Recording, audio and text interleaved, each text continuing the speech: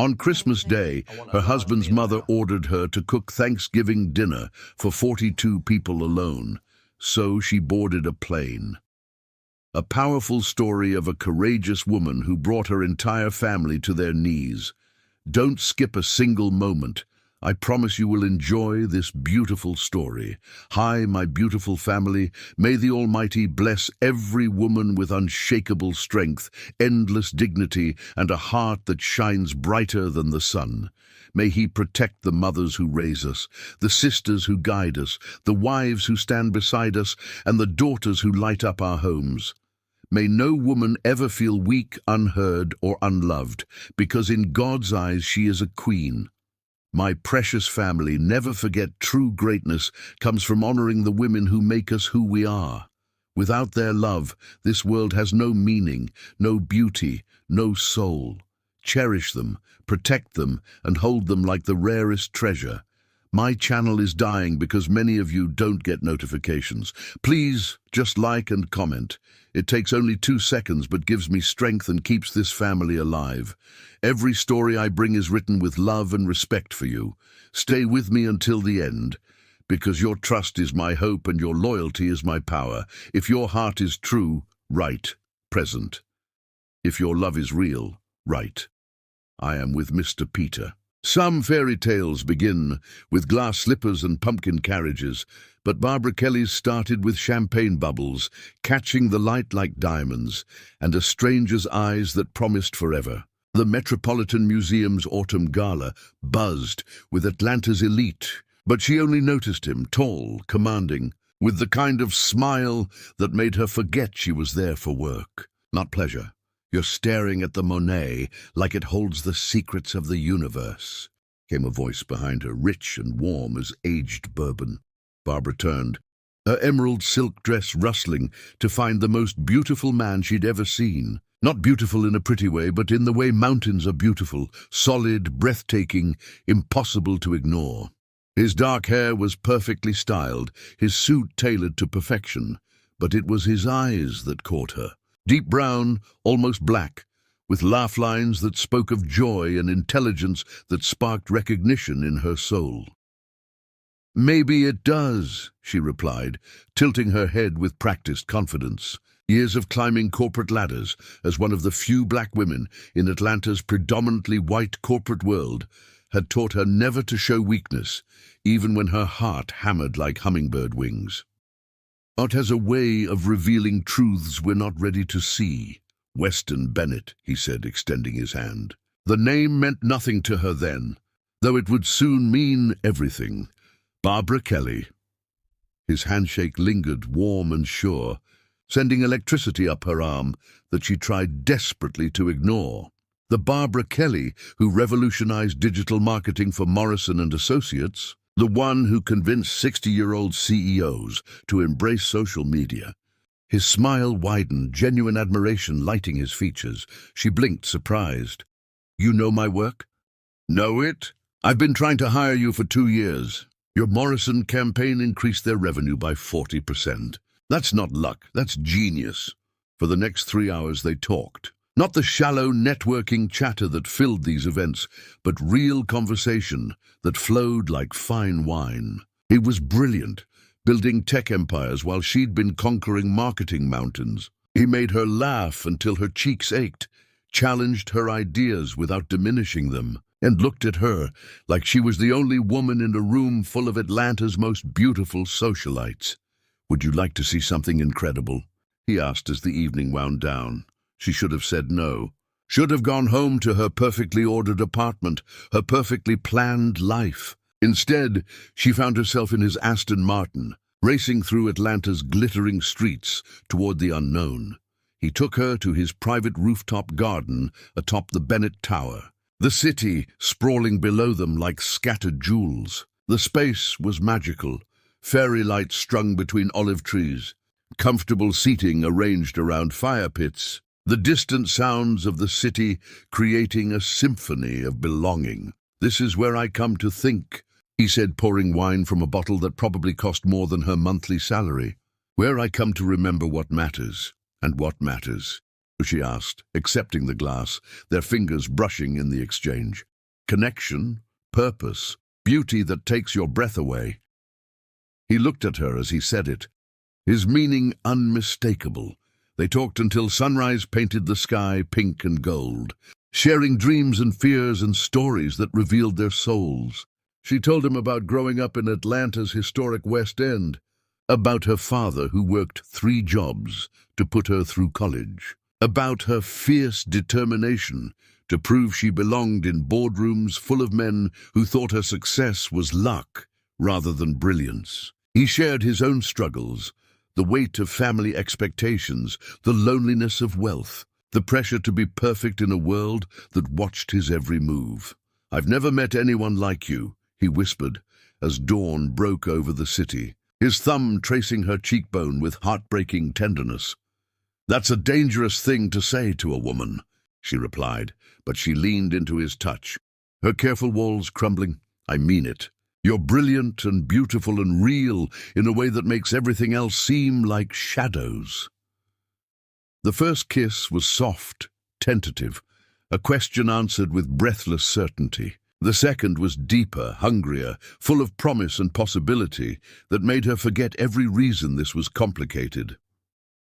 3 months later, he proposed on his yacht during a sunset cruise, dropping to one knee as dolphins played in their wake. The ring was stunning, a flawless solitaire that caught the light like captured starfire, but it was his words that undid her.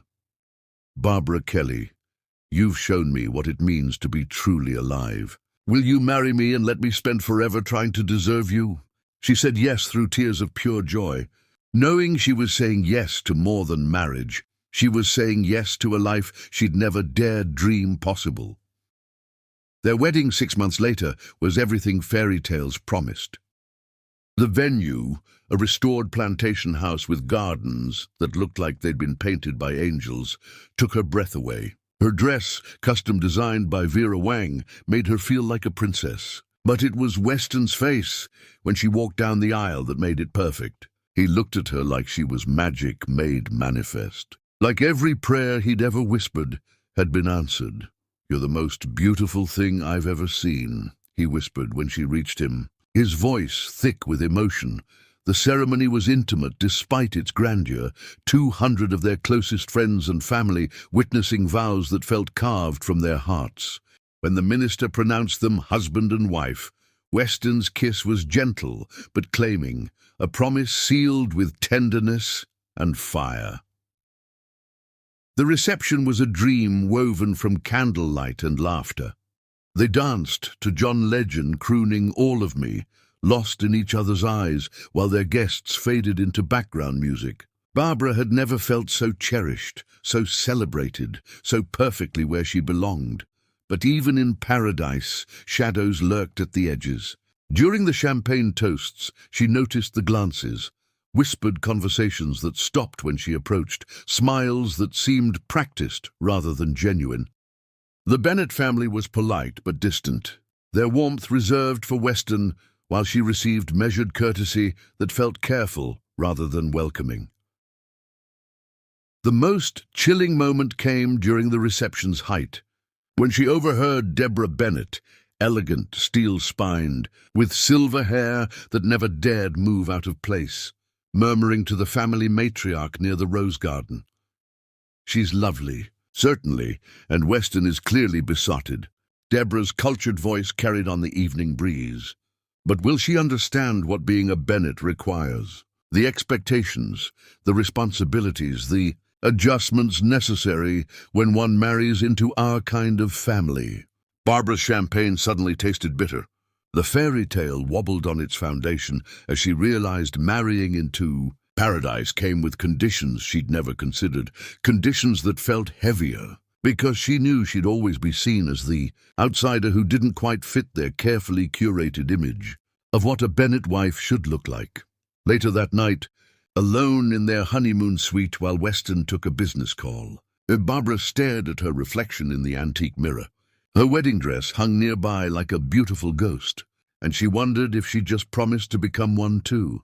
The next morning, as they prepared to leave for their honeymoon in Tuscany, Deborah appeared at their suite door with coffee service and a smile that never reached her eyes. "Welcome to the family, darling," she said, settling gracefully into the sitting area like a queen claiming her throne. "Now that the festivities are over, we need to discuss your new role and what being a Bennett wife truly means." Chapter 2. The Velvet Prison. The honeymoon in Tuscany had been pure magic, making love in ancient villas while morning light painted golden frescoes across their entwined bodies, sharing bottles of Chianti under stars that seemed close enough to pluck. Discovering that desire could be both gentle and consuming, Barbara returned to Atlanta glowing with happiness, ready to build her new life as Mrs. Weston Bennett.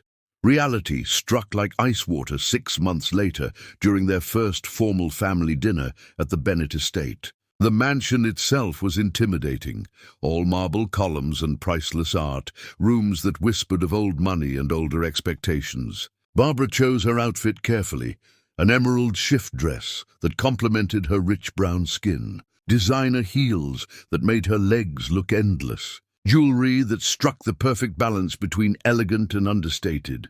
She thought she looked perfect until Deborah's appraising gaze traveled from her head to her toes with surgical precision. "How vibrant," Deborah commented, her smile sharp as crystal. "Though perhaps something more subdued would be appropriate for family gatherings. We tend toward classic restraint." The criticism landed like a slap, but Barbara maintained her composure. She'd survived worse in corporate boardrooms filled with men who questioned whether she belonged there. Dinner was an exercise in subtle warfare. The table was set with china so delicate it seemed to whisper threats of destruction, crystal that caught the chandelier light like captured rainbows, silverware that probably cost more than most people's cars. Barbara navigated the elaborate place setting flawlessly.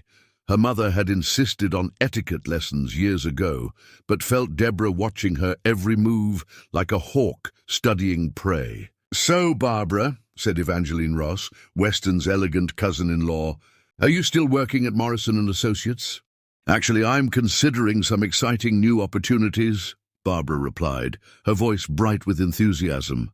"There's talk of a partnership track, and I've been approached by several firms about heading their digital divisions." The silence that followed felt pregnant with disapproval. "How ambitious," Deborah observed, dabbing her lips with her napkin, "though I imagine marriage changes one's priorities considerably. A Bennett wife has such important responsibilities to family and community, Mom," Weston warned gently, but his voice lacked conviction. "I'm simply saying that when one marries into a family like ours, certain sacrifices become necessary," Deborah continued smoothly. "Take Evangeline here. She was quite the art dealer before marrying Charles, but she found true fulfillment in supporting family endeavors." Barbara looked at Evangeline, who smiled with practiced grace while something died behind her eyes. "Of course, every woman must find her own path," Deborah added with false magnanimity, "though I do hope you'll consider how your choices reflect on the Bennett name." The conversation moved on, but the message was clear: conform or be consumed. Later, as Barbara recounted an amusing story about her latest client campaign, her animated gestures and infectious laughter filling the formal dining room with warmth, Deborah's correction came swift and surgical. "Grace is in restraint, dear. Indoor voices, please." The words were said with a smile, but they cut deep. Barbara felt herself shrinking, her natural exuberance dimming under Deborah's disapproving gaze. That night, in their marble bathroom that looked like something from a luxury hotel, Barbara confronted Weston about his mother's behavior. "She doesn't like me," she said, removing her earrings with hands that trembled slightly. Weston appeared behind her in the mirror, his strong hand settling on her shoulders. Even after 6 months of marriage, his touch still sent shivers through her. He was beautiful in the bathroom's soft lighting, hair mussed from running his fingers through it, shirt unbuttoned to reveal the chest she loved to rest her head against. "That's not true," he said, but his eyes in the mirror couldn't quite meet hers. She's protective, cautious. She raised me alone after Dad died when I was 12. The family business, the social obligations, the constant scrutiny, it nearly broke her. She just wants to make sure you're prepared for what being a Bennett means. And what does it mean? Barbara asked, turning in his arms to face him directly. He pulled her close, his familiar cologne wrapping around her like comfort. It means being part of something bigger than ourselves. It means responsibility, tradition, excellence. It means being worthy of the name. And if I'm not worthy enough for her? The question came out smaller than she intended. You are, he insisted, framing her face with his hands, his thumbs tracing her cheekbones with infinite tenderness. You're brilliant and beautiful and perfect. She just needs time to see what I see. He kissed her then, deep and claiming, and she let herself believe his promises. Later, as they made love with desperate passion, she tried to forget the feeling that she was disappearing into someone else's expectations. The next morning brought coffee and fresh flowers to their breakfast table, along with an elegantly scripted note from Deborah. Darling Barbara, I hope you'll join me for lunch tomorrow to discuss your involvement in the Children's Hospital Gala. The committee is eager to meet you. XOXO, Mother Bennett. Barbara stared at the note, recognizing both an olive branch and a leash. It's a good sign, Weston said, reading over her shoulder as he buttoned his shirt for work. She's including you in family traditions. But Barbara felt the velvet prison doors closing, soft and beautiful and utterly inescapable. The lunch was everything Barbara expected, a 5-star restaurant filled with Atlanta's social elite. Conversation that danced around important topics without ever addressing them directly, and subtle lessons in what was expected of a Bennett wife. The other women were lovely, perfectly groomed, and spoke in measured tones about charity work and social obligations that seemed to fill every hour of their carefully orchestrated lives. We're so excited to have fresh energy on the committee, gushed Priscilla Hamilton Webb, a society matron whose husband owned half of downtown Atlanta. Someone with your marketing background could revolutionize our fundraising approach. Barbara felt a spark of genuine interest. I'd love to help. I have some ideas about digital campaigns that could really expand your donor base. The women exchanged glances that made Barbara's excitement wither.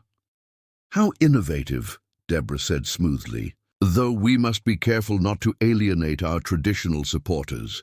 The gala has raised millions through time-tested methods. The message was clear: your ideas aren't welcome here.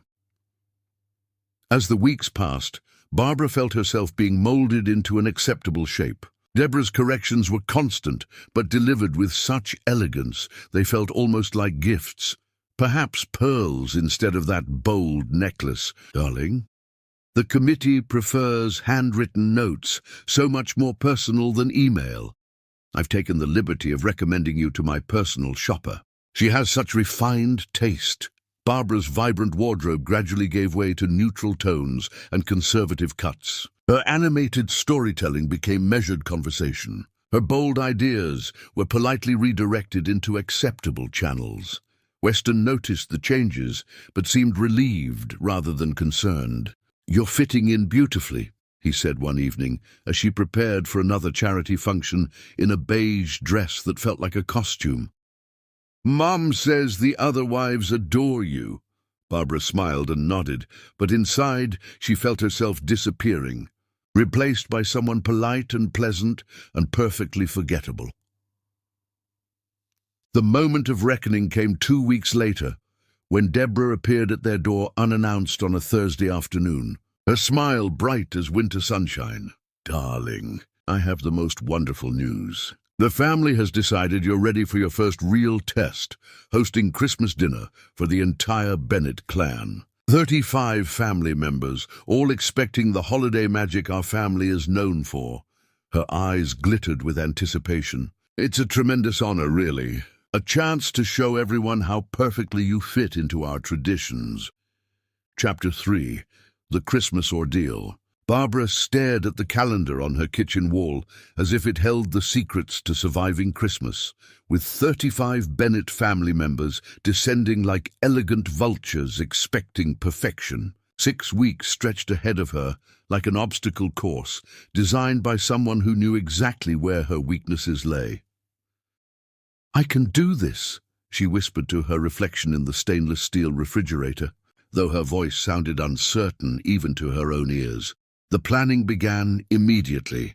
Deborah arrived each morning at precisely 9 o'clock with fresh demands disguised as helpful suggestions. The menu required 3 complete revisions because Uncle Theodore has developed a sensitivity to garlic, and the Ashworth cousins are trying that dreadful gluten-free nonsense.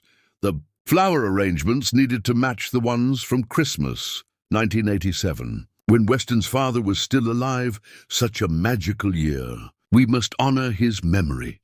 Barbara threw herself into the preparations with the same determination that had built her career. She researched Bennett family traditions until her eyes burned, studied photographs of previous Christmas celebrations until she could recite the table settings from memory, and practiced recipes until her hands moved with mechanical precision. But nothing seemed good enough for Deborah's exacting standards. The dining room chairs need recovering in cream silk. The burgundy looks tired, Deborah announced 3 weeks before Christmas, ignoring the fact that Barbara had already approved different fabric. "And we'll need place cards in calligraphy, not printing. Mrs. Ashworth always notices such details." Barbara bit back her frustration and called the designer, the florist, the caterer she'd hired to help with appetizers, only to be told by Deborah that hiring help was impersonal and not in keeping with family tradition.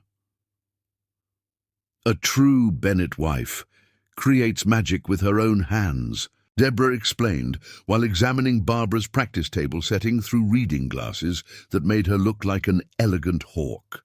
"It's about love, darling. Anyone can hire professionals." So Barbara cancelled the caterer, donated the fabric she'd chosen, and started over with cream silk that cost 3 times as much and would show every imperfection. Work became impossible. Her assistant fielded increasingly urgent calls, while Barbara rushed between china shops and specialty grocery stores. She lost the Patterson account when she missed their crucial presentation, too exhausted from addressing invitations in perfect calligraphy to function properly in the boardroom that had once been her kingdom. "It's just one Christmas," Weston assured her when she confessed her fears about her career suffering. He was working late again, his laptop glowing in their darkened bedroom, while she lay beside him feeling more alone than she'd ever felt in her single life. "Next year will be easier. You're learning, growing into the role."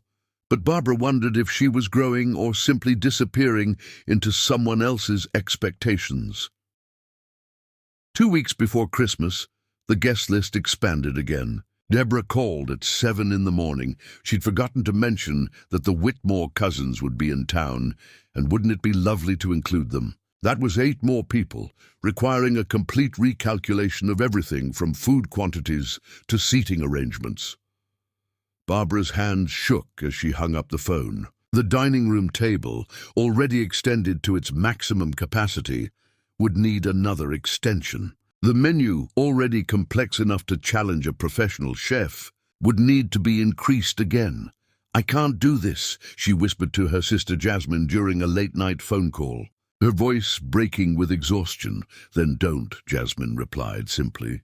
"Tell them it's too much. Any reasonable person would understand." But Barbara had seen what happened to wives who couldn't meet Deborah's standards. Evangeline Ross had hosted one disastrous Easter where the souffle fell, and she'd been relegated to bringing side dishes ever since. Serafina Cole had served wine that Deborah deemed pedestrian, and 3 years later was still trying to redeem herself through increasingly elaborate contributions to family gatherings. The week before Christmas arrived like a hurricane. Barbara's to-do list covered 3 pages of legal paper, Her kitchen looked like a war zone, and she'd lost 8 pounds from stress and forgotten meals. Her beautiful hands were raw from endless prep work, her eyes hollowed from sleepless nights spent crafting perfect decorations that would be scrutinized and judged. Weston tried to help when his schedule allowed, but his efforts were clumsy and well-meaning rather than useful. He could negotiate billion-dollar deals, but couldn't fold napkins into the swan shapes that Deborah required. His attempts at conversation became increasingly strained as he watched his wife transform into someone he barely recognized. "Maybe we should simplify things," he suggested gently, after finding her crying over a batch of dinner rolls that hadn't risen properly at 2 a.m. "Your mother doesn't believe in simple," Barbara replied, wiping her tears with flour-covered hands. "She believes in proving worthiness through suffering disguised as tradition."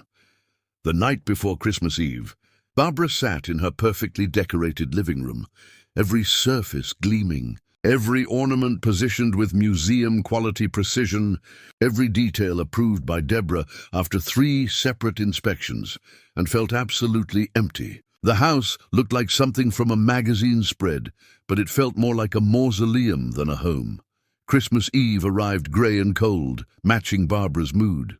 She rose at 5 a.m. to begin the final preparations, her body moving through the familiar routines, while her mind felt detached from the elegant woman in the mirror who bore her face, but not her spirit. The guests began arriving at 6, bringing the sounds of laughter and conversation that should have filled her with joy. Instead, Barbara felt like an actress in a play she'd never auditioned for, playing a role that required her to smile and serve and disappear into the background of her own life. "Barbara, darling." Deborah swept into the kitchen where Barbara was putting finishing touches on appetizers that looked like small works of art. "Everything looks absolutely divine. You've truly outdone yourself. The praise should have felt like victory, but it tasted like ash." Barbara smiled and accepted the compliments from family members who complimented her efforts while looking through her as if she were a beautifully appointed piece of furniture, invisible help rather than family. Dinner was a masterpiece of timing and presentation. 7 courses emerged from her kitchen in perfect sequence, each dish crafted with the attention to detail of a master chef. The table settings were flawless, the conversation flowed like wine, and the evening unfolded exactly as Deborah had orchestrated. But as Barbara served each course, cleared each plate, and managed every detail while the family celebrated, she felt herself becoming more invisible with each passing hour. They complimented the food to Weston, praised the decorations to Deborah, and treated her like hired help who happened to share the host's last name. At midnight, long after the last guest had departed with effusive thanks for such a wonderful evening, Barbara stood alone in her destroyed kitchen. Mountains of dishes waited to be washed, surfaces needed to be cleaned, and the evidence of her Christmas miracle needed to be erased before morning. Her hands were raw and bleeding slightly from the constant work. Her back ached from hours of standing, and her feet felt like they might never recover from her elegant heels. But it was her heart that hurt most, empty and aching, with the realization that she'd achieved perfection at the cost of her own existence. Weston found her there at 2 a.m, scrubbing crystal wine glasses with tears streaming silently down her cheeks. "Hey," he said softly, wrapping his arms around her from behind. "You were incredible tonight." Everyone couldn't stop talking about how amazing everything was. They talked about the food, the decorations, the ambiance, Barbara whispered without turning around. "Nobody talked about me." "That's not true," he protested. But his voice lacked conviction. "I worked for 6 weeks to become invisible in my own home," she continued, her words barely audible over the running water. "I disappeared completely, and nobody even noticed I was gone." Weston tightened his embrace, pressing his face into her hair that still smelled like turkey and exhaustion despite her efforts to remain perfectly groomed throughout the evening. "You're tired," he said finally. "Everything will look better in the morning. Mom said you've earned her respect. That's huge, Barbara. You've proven yourself." But as Barbara continued washing dishes in the early morning silence, she wondered what she'd proven, except her willingness to sacrifice herself on the altar of someone else's approval. The next morning brought a beautiful arrangement of white roses with a note in Deborah's perfect script. "Dearest Barbara, thank you for such a magical Christmas. You've shown everyone what a true Bennett wife can accomplish. With love and admiration, Mother Bennett." Barbara stared at the note for a long time, then carefully placed it in the kitchen drawer, where she kept recipes she'd never use again. Outside her window, Atlantis sparkled with post-Christmas serenity, but inside her perfect house, Barbara felt the first cracks forming in the foundation of her carefully constructed new life. That afternoon, as she finally sat down to eat her first real meal in days, her phone rang.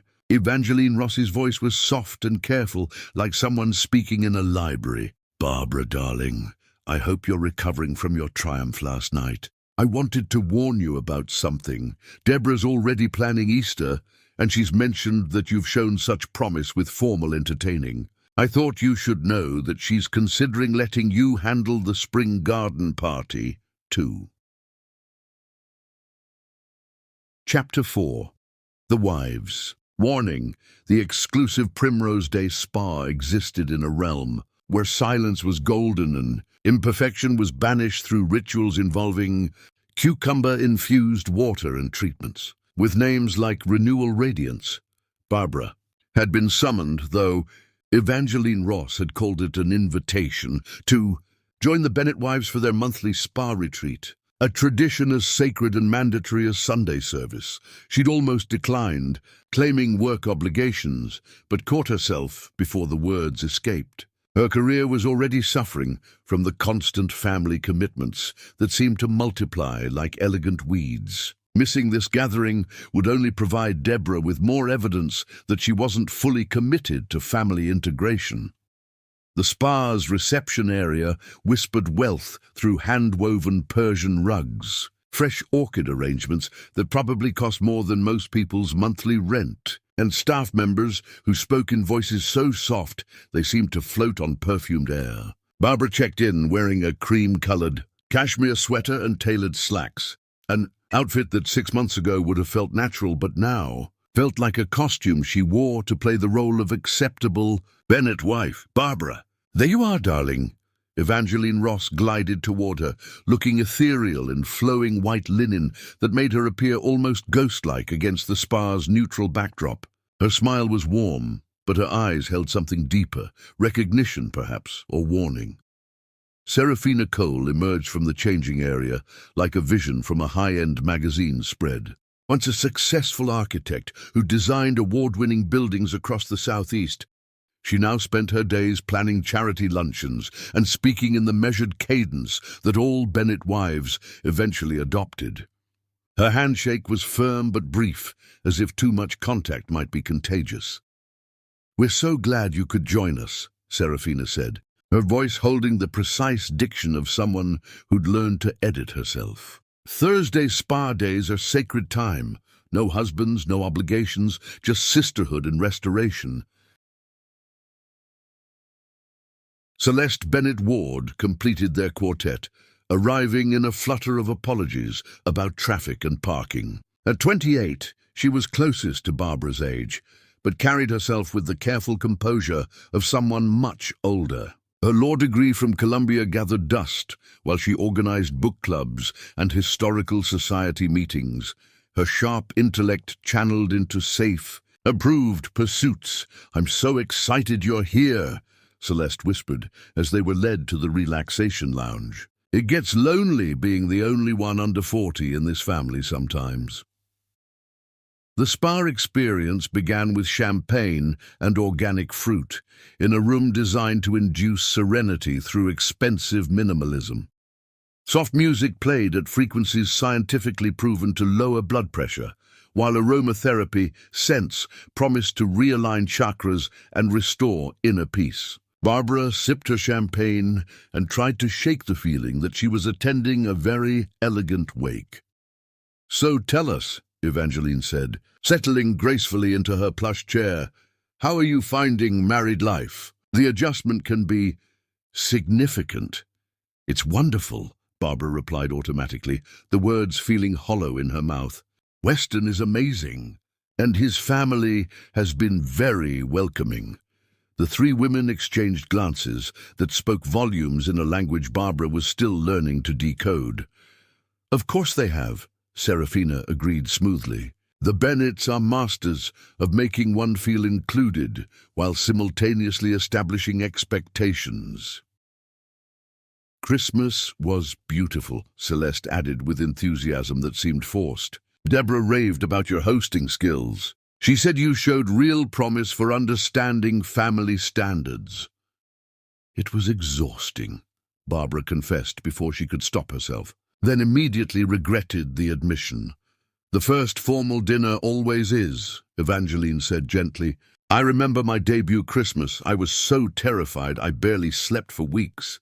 But it gets easier once you understand the rules." "What rules?" Barbara asked, though part of her already knew she didn't want the answer. The three women looked at each other again, some silent communication passing between them like smoke. "Perhaps we should start with our treatments," Serafina suggested diplomatically. "These conversations are better suited to private spaces." The next 2 hours passed in a haze of luxury treatments that felt more like preparing her for sacrifice than renewal.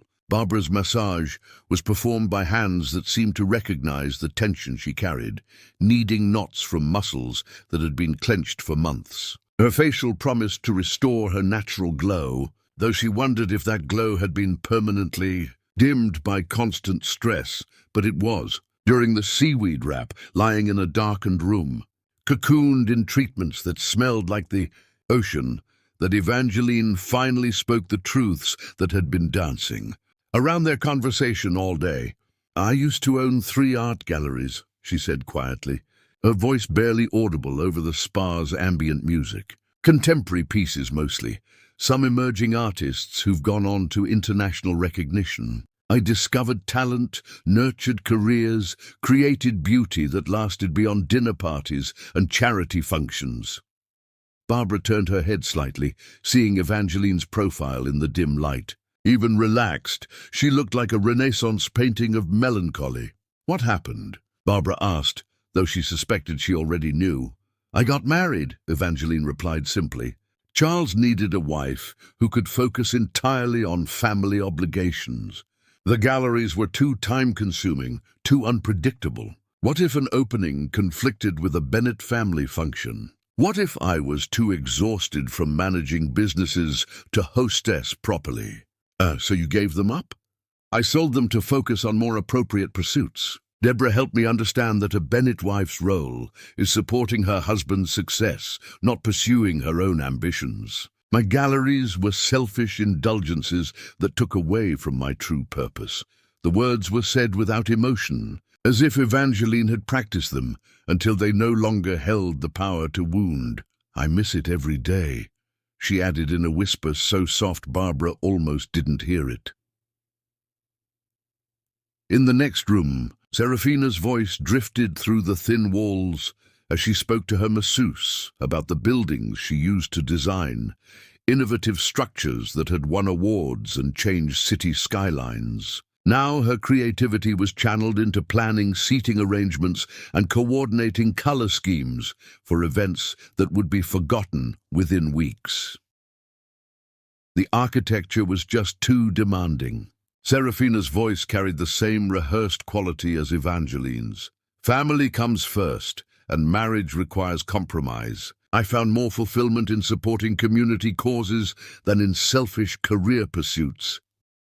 Later, in the steam room where humidity made honesty feel safer, Celeste spoke about her law practice with the wistful tone of someone discussing a deceased loved one. "I specialized in environmental law," she said, her words floating in the thick air like confessions. "Corporate accountability, pollution cases, fighting for communities that couldn't fight for themselves. I thought I could change the world.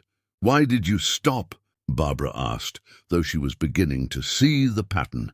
Deborah convinced me there were conflicts of interest. What if I took a case against a company that did business with Bennett Enterprises? What if my work reflected poorly on the family? Environmental law is so confrontational.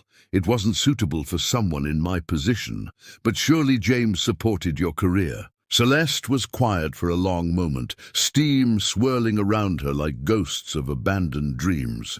He said he married me for my intelligence and passion, she finally replied. But he also said that real intelligence meant knowing when to step back. That true passion was found in supporting family legacy, not pursuing individual glory. The three women's stories wove together like a cautionary tale told in expensive whispers. Each had been accomplished, driven, successful in their own right before marriage transformed them into beautiful accessories to other people's lives. The first year is the hardest, Evangeline said as they prepared to leave, her voice carrying the wisdom of hard experience. You'll resist at first. Fight to maintain your independence, your career, your sense of self, but gradually you'll find it's easier to comply than to constantly battle. The requests start small, Serafina added, touching up her lipstick with hands that once drew blueprints for buildings that would outlast them all. Skip one client meeting for a family lunch. Leave early from work for a charity event. Cancel a business trip because it conflicts with a social obligation. Before you know it, your world shrinks to fit their expectations, Celeste concluded, her voice hollow with recognition. And you convince yourself it's what you wanted all along because the alternative, admitting you've lost yourself, completely is too painful to acknowledge. Barbara listened to their warnings with growing horror, recognizing herself in their stories like looking into a funhouse mirror that showed possible futures instead of distorted reflections. But surely it's not that black and white, she protested weakly. Marriage requires compromise, but it doesn't have to mean losing yourself completely, doesn't it? Evangeline asked softly. Look at us, Barbara. Really look at us. Do you see any trace of the women we used to be? Barbara studied their faces, still beautiful, still elegant, still poised and perfect. But behind their carefully applied makeup and practiced smiles, she saw something that chilled her to the bone: resignation. These were women who had been so gradually diminished that they'd forgotten they'd ever been whole. As they prepared to leave the spa, skin glowing from treatments that promised renewal but delivered only temporary polish, Evangeline placed a gentle hand on Barbara's arm. "There's still time," she whispered, her words carrying the urgency of a final warning. "You're still fighting, still questioning. That's something we'd all forgotten how to do by this point in our marriages."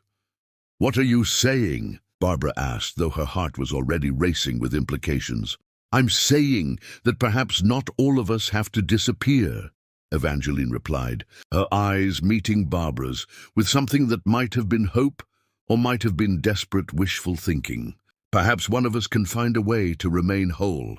That evening, Barbara sat in her perfect living room, staring at the business cards still displayed in her silver card holder, evidence of the professional identity she'd worked years to build. Each card represented connections, opportunities, dreams that felt increasingly distant with each family obligation that consumed her time and energy. Her phone buzzed with a text from Weston. "Working late again. Don't wait up. Love you." But as Barbara climbed the stairs to their empty bedroom, she wondered if love was supposed to feel like slowly drowning in silk and silver, beautiful and suffocating all at once. The next morning, Deborah called before Barbara had finished her first cup of coffee, her voice bright with excitement that made Barbara's stomach clench with dread. "Darling, I have the most wonderful news about Thanksgiving that's going to be absolutely perfect for showcasing your growing skills as a hostess." Chapter 5. The Impossible Task. The morning sun, streaming through her kitchen windows, should have felt like a blessing. But Barbara could only stare at the golden light pooling on her marble countertops, while Deborah's voice continued its relentless cheerfulness through the phone. Each word fell like a stone into the quiet sanctuary of her morning routine, shattering the peaceful moment she'd been savoring with her coffee and the memory of who she used to be. The Bennet family patriarch, Weston's beloved grandfather Edmund, is turning 80 this November. Deborah's voice sparkled with the kind of enthusiasm reserved for announcing lottery winnings or miracle cures. And what better way to honor his legacy than with a Thanksgiving celebration that combines family tradition with milestone birthday recognition. Barbara set down her coffee cup with hands that had begun to tremble slightly. She'd learned to read the subtext in Deborah's announcements, and this one carried the weight of inevitability disguised as opportunity. "It sounds lovely," she managed, her voice steady despite the growing dread in her chest. "Oh, it will be more than lovely. It will be legendary," Deborah continued, her words painting pictures of grandeur that felt more like threats than promises. 42 family members, darling. 3 generations of Bennets gathering to celebrate the man who built our empire from nothing. The cousins from Charleston, the West Coast relatives, even the European contingent are flying in specifically for this occasion. 42 people. Barbara's kitchen, spacious as it was, suddenly felt inadequate. Her dining room, which had seemed palatial when they'd bought the house, now appeared laughably small in her mind's eye. And as one of the few black women who would be in attendance, she felt the familiar weight of representation, knowing every aspect of her performance would be scrutinized not just as a new wife, but as someone who didn't look like the Bennet family's traditional idea of belonging. "Of course, we'll need to rent additional tables and chairs," she said, already calculating logistics while her heart raced with panic. "Oh no, darling." Deborah's laugh tinkled like expensive wind chimes in a threatening breeze. "This is far too important for makeshift arrangements. We'll be hosting at Magnolia Grove." Magnolia Grove, the Bennet family estate where Weston had grown up, a sprawling mansion with formal dining rooms that could accommodate small armies and kitchens, designed for entertaining on a scale that would challenge professional caterers. "I see," Barbara said carefully. "So you'll be hosting and I'll help with—" "No, no, no," Deborah interrupted with the patient tone usually reserved for correcting confused children. "This is your opportunity to truly prove yourself as a Bennet wife. The hosting responsibilities fall to you entirely. I'll be far too busy managing the guest accommodations and coordinating travel arrangements for the out-of-town family members." The words hit Barbara like a physical blow. She was quiet for so long that Deborah's voice took on a note of concern. "Barbara? Are you there, darling?" "I'm here," she whispered, her mind reeling with the impossibility of what was being asked. "But Deborah, 42 people for Thanksgiving dinner. That's not just cooking, that's practically catering a small wedding." "Exactly." Deborah's enthusiasm ratcheted up another notch. "What a wonderful way to demonstrate your capabilities. Think of it as your formal debut as a Bennet hostess. Everyone will finally see what Weston saw in you, that special something that makes you worthy of our family name." The manipulation was so elegant, so perfectly crafted, that Barbara almost admired its artistry. Refuse, and she'd be admitting she wasn't capable of Bennet-level entertaining. Accept, and she'd be signing up for what amounted to professional-level event management with no assistance and impossibly high stakes. All while knowing that as the only black woman in the family, every mistake would be magnified, every imperfection seen as proof that she didn't belong. "But surely we could hire some help," Barbara suggested weakly. "Professional servers, maybe a catering assistant." "Oh, my dear, absolutely not." Deborah's voice carried the kind of horrified shock usually reserved for suggestions of public nudity or tax evasion. "This is a family celebration, not some corporate event. The love, the personal touch, the intimate atmosphere, these things can only come from family hands. Hired help would make it impersonal, commercial. Edmund deserves better than that. Barbara felt the familiar sensation of walls closing in, options disappearing like morning mist under the harsh sun of Bennett family expectations. "I understand," she said finally. "Though understanding and accepting were two very different things. I knew you would," Deborah purred with satisfaction. "This is your moment to shine, darling. Your chance to show everyone that you truly belong in this family. I have complete faith in your abilities." After hanging up, Barbara sat in her kitchen for a long time, staring at her hands wrapped around a coffee cup that had gone cold during the conversation. The kitchen that had once felt like her sanctuary now seemed like a stage where she was expected to perform miracles. 42 people for Thanksgiving dinner. Not just any dinner, but one that would be judged against decades of Bennett family celebrations, measured against the standards of a woman who treated hospitality like a competitive sport. Every dish would be scrutinized, every detail evaluated, every moment assessed for worthiness. When Weston arrived home that evening, she was still sitting at the kitchen island, surrounded by cookbooks and planning notebooks. Her laptop open to catering websites and grocery delivery services. "Hey, beautiful," he said, pressing a kiss to the top of her head while loosening his tie. He looked exhausted. The hostile takeover he'd been managing had consumed his days and invaded his nights, turning him into a stranger who lived in their house but existed in boardrooms and conference calls. "What's all this?" "Your mother called," Barbara said without looking up from the timeline she'd been sketching. "Thanksgiving is going to be at Magnolia Grove this year, for 42 people, and I'm handling all the cooking and hosting." Weston was quiet for a long moment, his hand stilling on her shoulder. 42 people? He repeated slowly. "Your grandfather's 80th birthday celebration. The entire extended family is coming." Barbara's voice was carefully neutral, but Weston knew her well enough to hear the strain underneath. "That's a lot," he admitted, settling onto the stool beside her. "But you don't have to do it alone. We'll hire caterers, professional staff." "Your mother specifically said no hired help," Barbara interrupted. "Family hands only. Personal touch, intimate atmosphere." She recited Deborah's words with the precision of someone who'd memorized a script against her will. Weston ran his hands through his hair, a gesture she'd come to recognize as his signature stress response. "Look, this takeover is killing me right now," he said finally. "If we don't close by Christmas, we could lose everything we've worked for. But after that's done, I promise I'll help however I can." "This is Thanksgiving, Weston, not Christmas. You're talking about helping after it's over." I know," he said, reaching for her hand. His fingers were warm and familiar, wedding ring catching the kitchen light like a promise that felt increasingly hollow.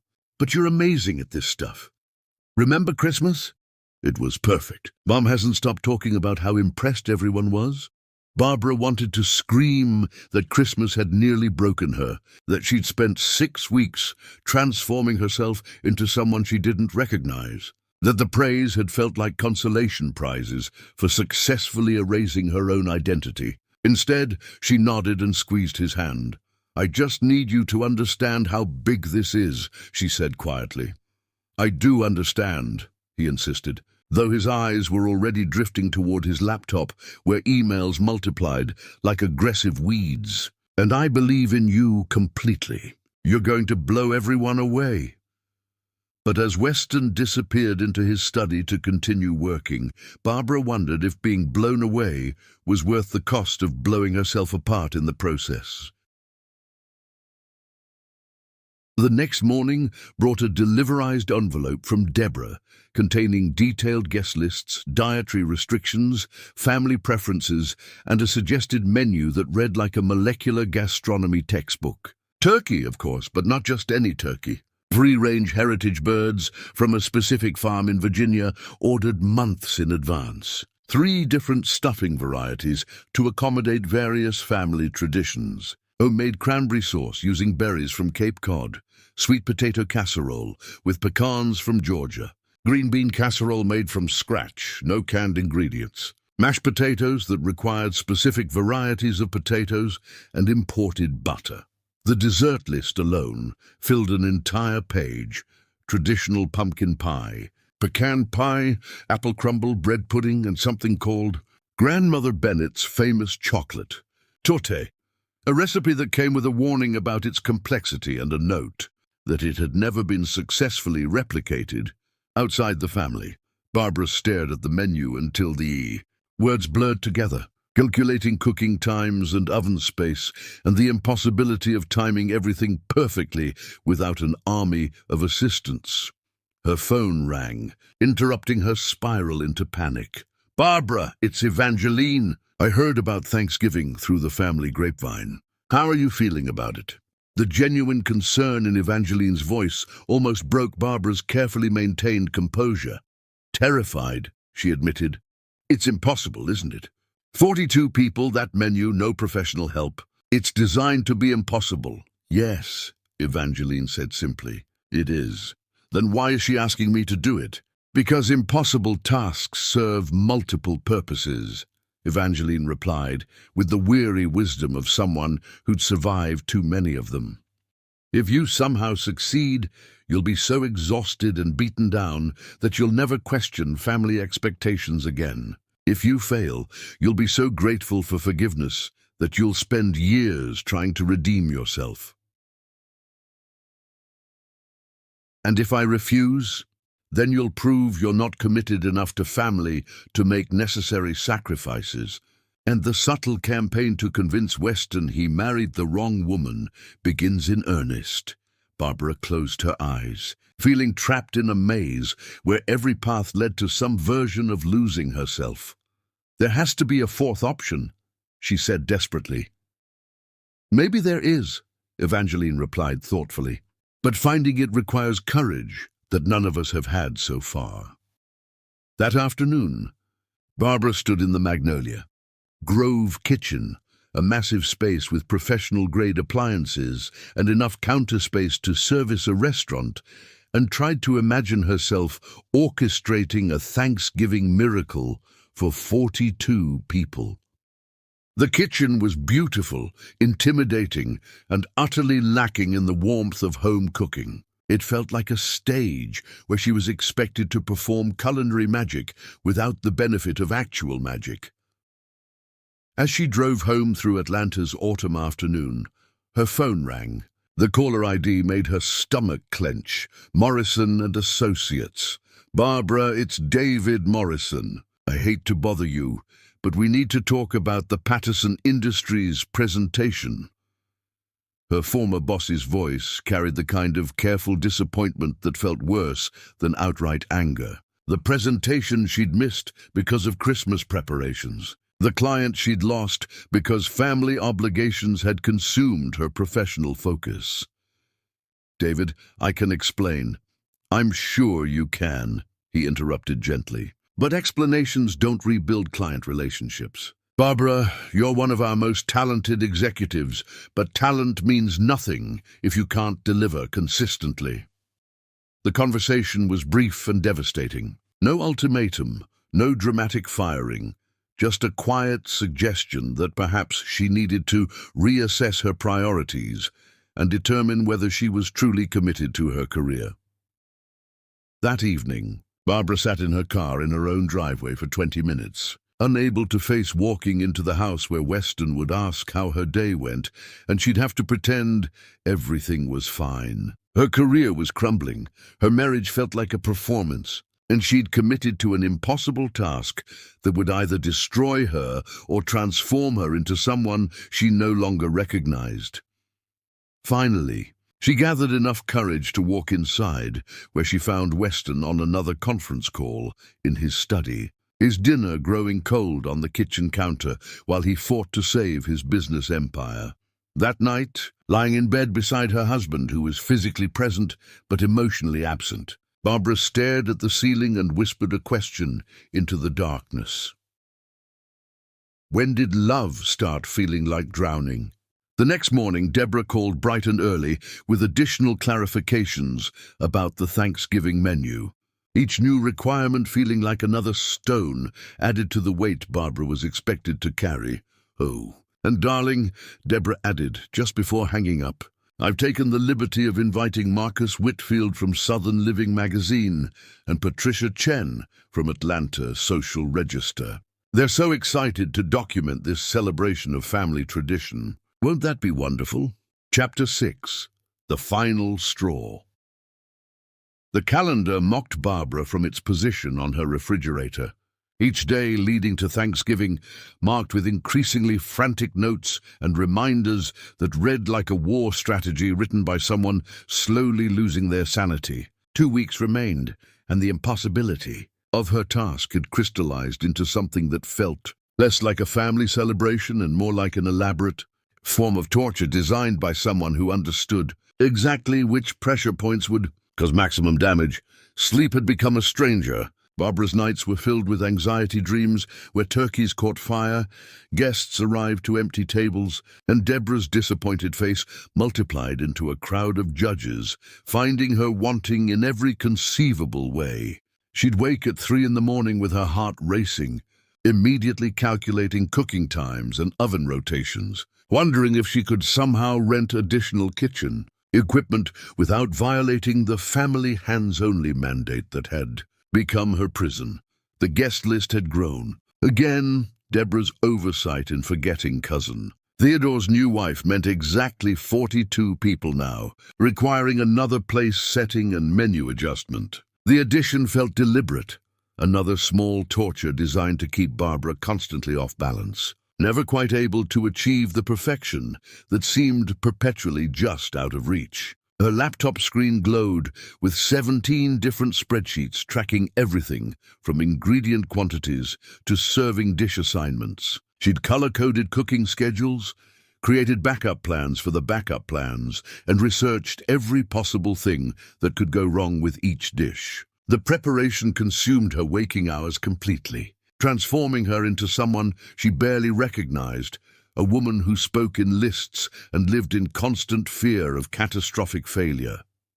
Work had become impossible. Her assistant, Patricia, fielded increasingly urgent calls while Barbara rushed between specialty grocery stores searching for heritage turkey suppliers and imported ingredients that Deborah deemed essential for authentic family recipes. The Hartwell Industries pitch, a campaign that could have secured her partnership track, fell apart when she missed 3 consecutive client meetings, too exhausted from menu planning to function in professional settings that once energized her. "I'm worried about you," Patricia said during one of Barbara's brief office appearances, her voice carrying the careful concern of someone who'd watched a competent executive transform into a frazzled shadow of her former self. "You look like you haven't slept in weeks, and frankly your work is suffering. The partners are asking questions." Barbara wanted to explain that sleep felt like a luxury she couldn't afford, that her work was suffering because she was drowning in obligations that had nothing to do with her career, but everything to do with proving her worthiness as a wife. Instead, she smiled with practiced brightness and promised to prioritize better, knowing it was a lie they both recognized, but neither acknowledged. The breaking point came on a Thursday afternoon when Barbara stood in Williams, Sonoma, trying to decide between copper serving bowls and silver ones, while her phone rang with the 5th family-related crisis of the day. Serafina calling about Uncle Edmund's new dietary restrictions. Celeste asking about parking arrangements for the out-of-town guests. Deborah wanting confirmation about the centerpiece arrangements she'd forgotten to discuss earlier.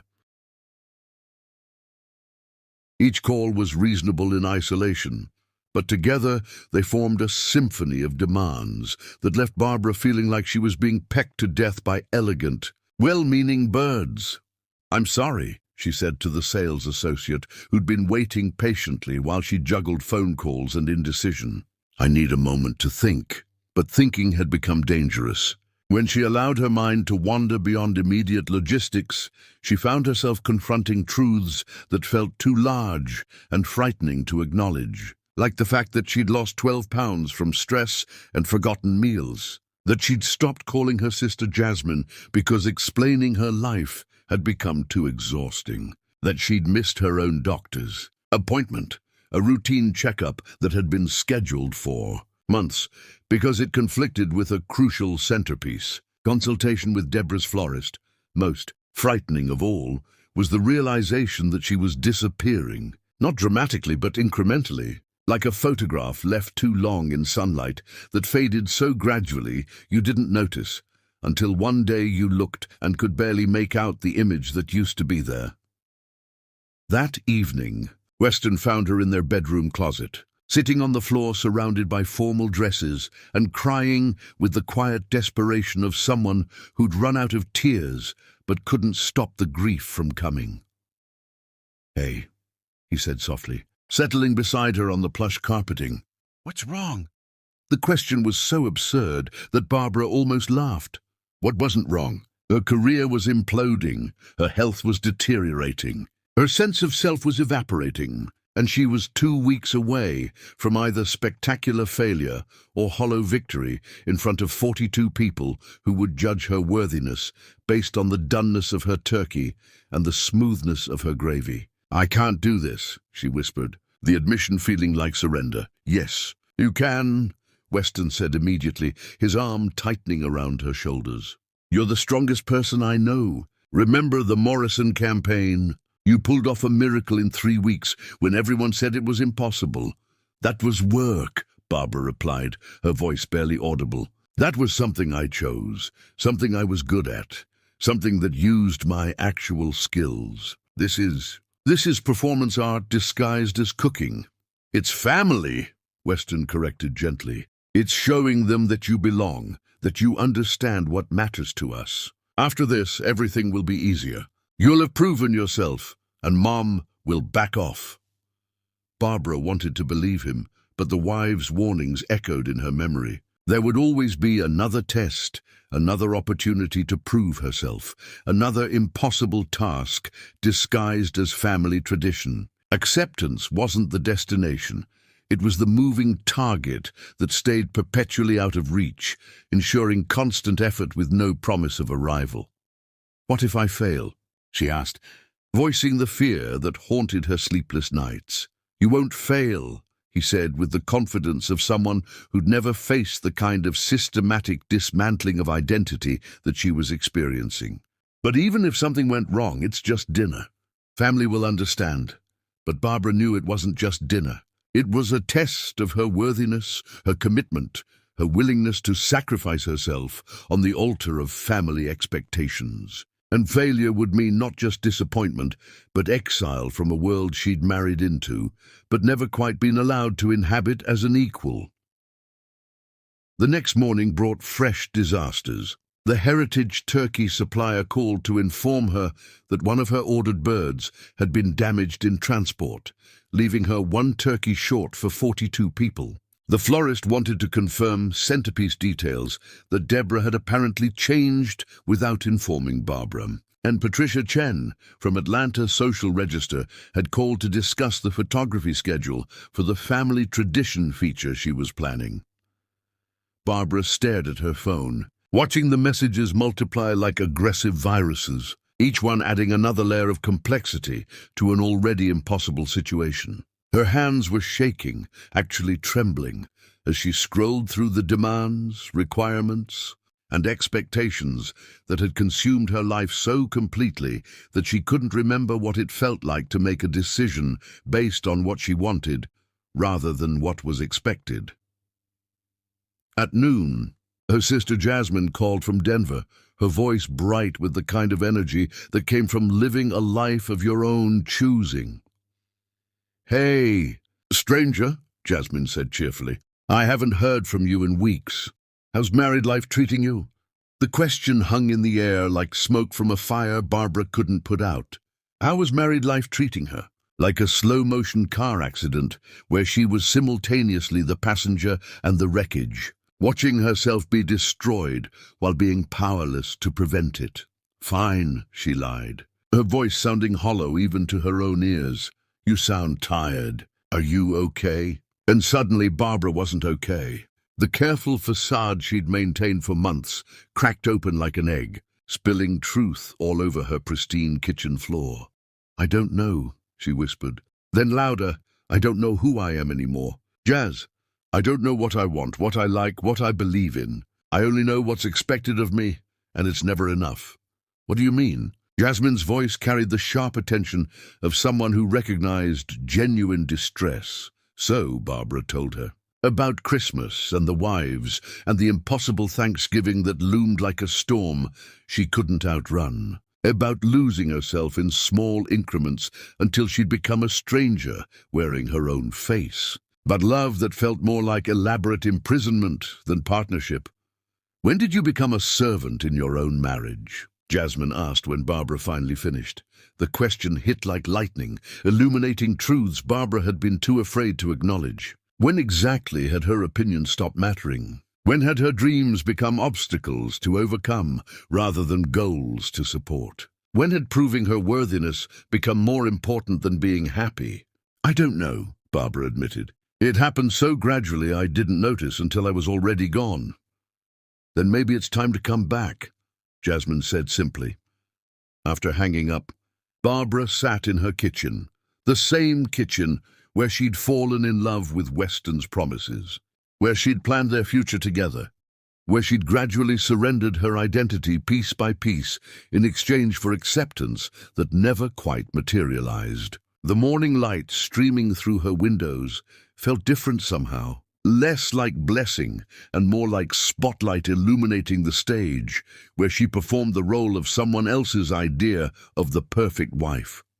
For the first time in months, Barbara allowed herself to ask a dangerous question. What would happen if she simply said no? The thought was terrifying and exhilarating simultaneously. No to the impossible Thanksgiving. No to proving herself worthy of acceptance she should have received unconditionally. No to shrinking herself into someone else's definition of appropriate. But saying no meant disappointing Weston. It meant facing Deborah's disapproval, the family's judgment, the possible end of her marriage to a man she still loved despite everything. It meant choosing herself over everyone else's expectations. And she'd been taught since childhood that such choices were selfish, wrong, unworthy of good women who understood that sacrifice was the highest form of love. That night, as Barbara lay awake beside Weston, who was again working late on his laptop, she stared at the ceiling and made a decision that felt both like salvation and betrayal. At 4 a.m. on the Wednesday before Thanksgiving, instead of beginning the prep work she'd scheduled months in advance, Barbara opened her laptop and searched for flights. Not to anywhere specific, just away. Away from expectations and tests and the gradual erasure of self that had become her daily routine. The search results glowed on her screen like escape routes, each destination promising the possibility of remembering who she used to be before she became someone else's project for improvement. Her finger hovered over the purchase button for a flight to Maui. Hawaii, a place she'd dreamed of visiting since college, a destination that existed in her imagination as everything beautiful and free and untouched by other people's requirements. Outside her window, dawn was breaking over Atlanta, painting the sky in shades of possibility and transformation. For the first time in months, Barbara smiled, not the practiced smile of a Bennett wife, but the real smile of a woman who just remembered she had choices. She clicked purchase and felt something that had been holding its breath for months finally. Exhale, the rebellion had begun. Chapter 7, Breaking Free. The ticket confirmation glowed on her. Laptop screen like a small miracle. Flight ATL HNL, November 25th, departure 10:15 a.m.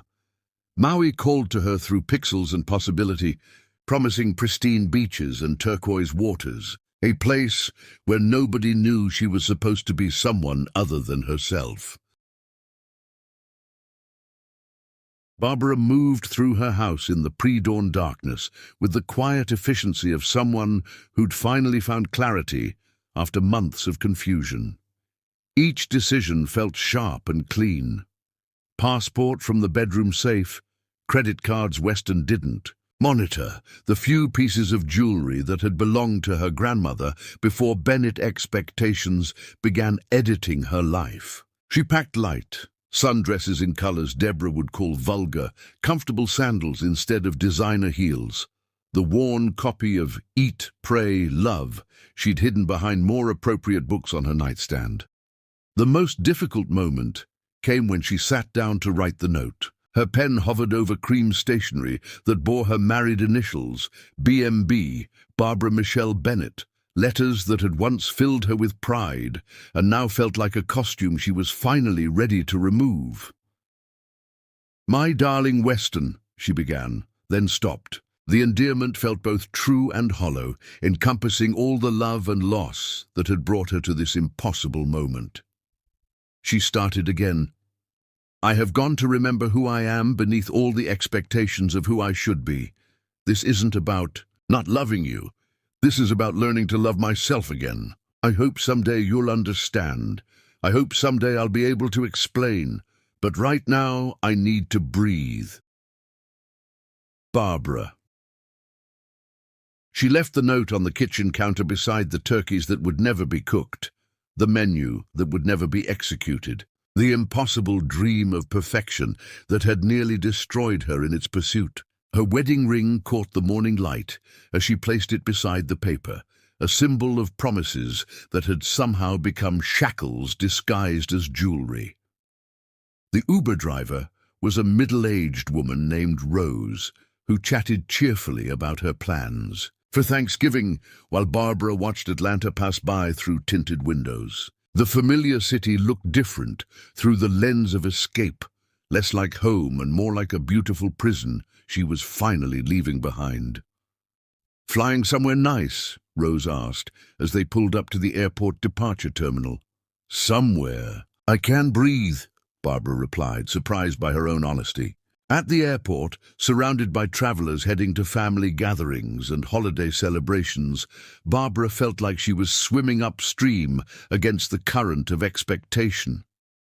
Everyone else was going toward obligation. She was fleeing from it, with the desperate energy of someone who'd finally recognized the difference between love and imprisonment. Security lines moved with holiday efficiency, and Barbara found herself at the gate with 2 hours to spare before her connecting flight. She bought coffee from a vendor who didn't know she was supposed to prefer tea, a newspaper she could read, without wondering if it met with family approval, and settled into an uncomfortable airport chair that somehow felt more like home than the mansion she'd left behind. Her phone buzzed constantly. Texts from Deborah about last-minute details, calls from caterers she'd never hired, reminders about appointments that no longer mattered. She turned it off and dropped it into her purse like discarding chains she'd finally learned to unlock. Meanwhile, at Magnolia Grove, Deborah arrived at precisely 11 o'clock, expecting to supervise final preparations for the family's most important gathering in years. She let herself in with the key she'd never returned, calling out cheerful directions to the daughter-in-law she expected to find deep in culinary chaos. "Barbara, darling, I brought the good silver from storage, and we need to discuss the seating arrangements one final time." Her voice echoed through empty rooms that should have been filled with the chaos of feast preparation. The kitchen stood pristine and unused, morning light streaming across granite countertops that should have been covered with ingredients and equipment. The turkeys sat in their expensive packaging, untouched and accusatory. Deborah found the note 20 minutes later, after searching the house with increasing panic and calling Barbara's name through rooms that answered with silence. She read it 3 times before its meaning penetrated her carefully constructed understanding of how the world worked. Her first call was to Weston, who was in the middle of a crucial merger meeting, when his assistant interrupted with the news that his mother needed to speak with him immediately about a family emergency. "She's gone," Deborah said without preamble when he picked up. "Barbara, she's gone." "What do you mean, gone?" Weston asked, his voice carrying the confusion of someone whose world had just tilted off its axis. I mean, she's not here. The house is empty, the food isn't started, and there's a note. Deborah's voice carried the kind of shock reserved for natural disasters and other impossible events. Weston left the meeting immediately, racing through Atlanta traffic with his heart hammering against his ribs. The note, when he finally read it, felt like a foreign language composed of familiar words that somehow didn't make sense in the order Barbara had arranged them. "I don't understand," he said, sinking onto one of their kitchen stools while staring at his wedding ring beside her note like evidence from a crime he couldn't comprehend. "We're happy. She loves me. She wouldn't just leave." "Clearly, we underestimated her selfishness," Deborah replied, her shock crystallizing into anger that felt more comfortable than confusion. "To abandon family obligations, to humiliate us in front of 42 relatives, to destroy Edmund's birthday celebration. This is behavior I never would have expected from someone who claimed to love you." But Weston wasn't listening to his mother's analysis. He was remembering fragments, Barbara's exhaustion that had seemed constant lately, her increasing withdrawal from conversations, the way she'd been losing weight and sleeping poorly. Signs he'd dismissed as temporary stress, problems that would resolve themselves after Thanksgiving passed. His phone showed 17 missed calls and twice as many text messages. By noon, news of Barbara's disappearance had spread through the family network with the efficiency of wildfire.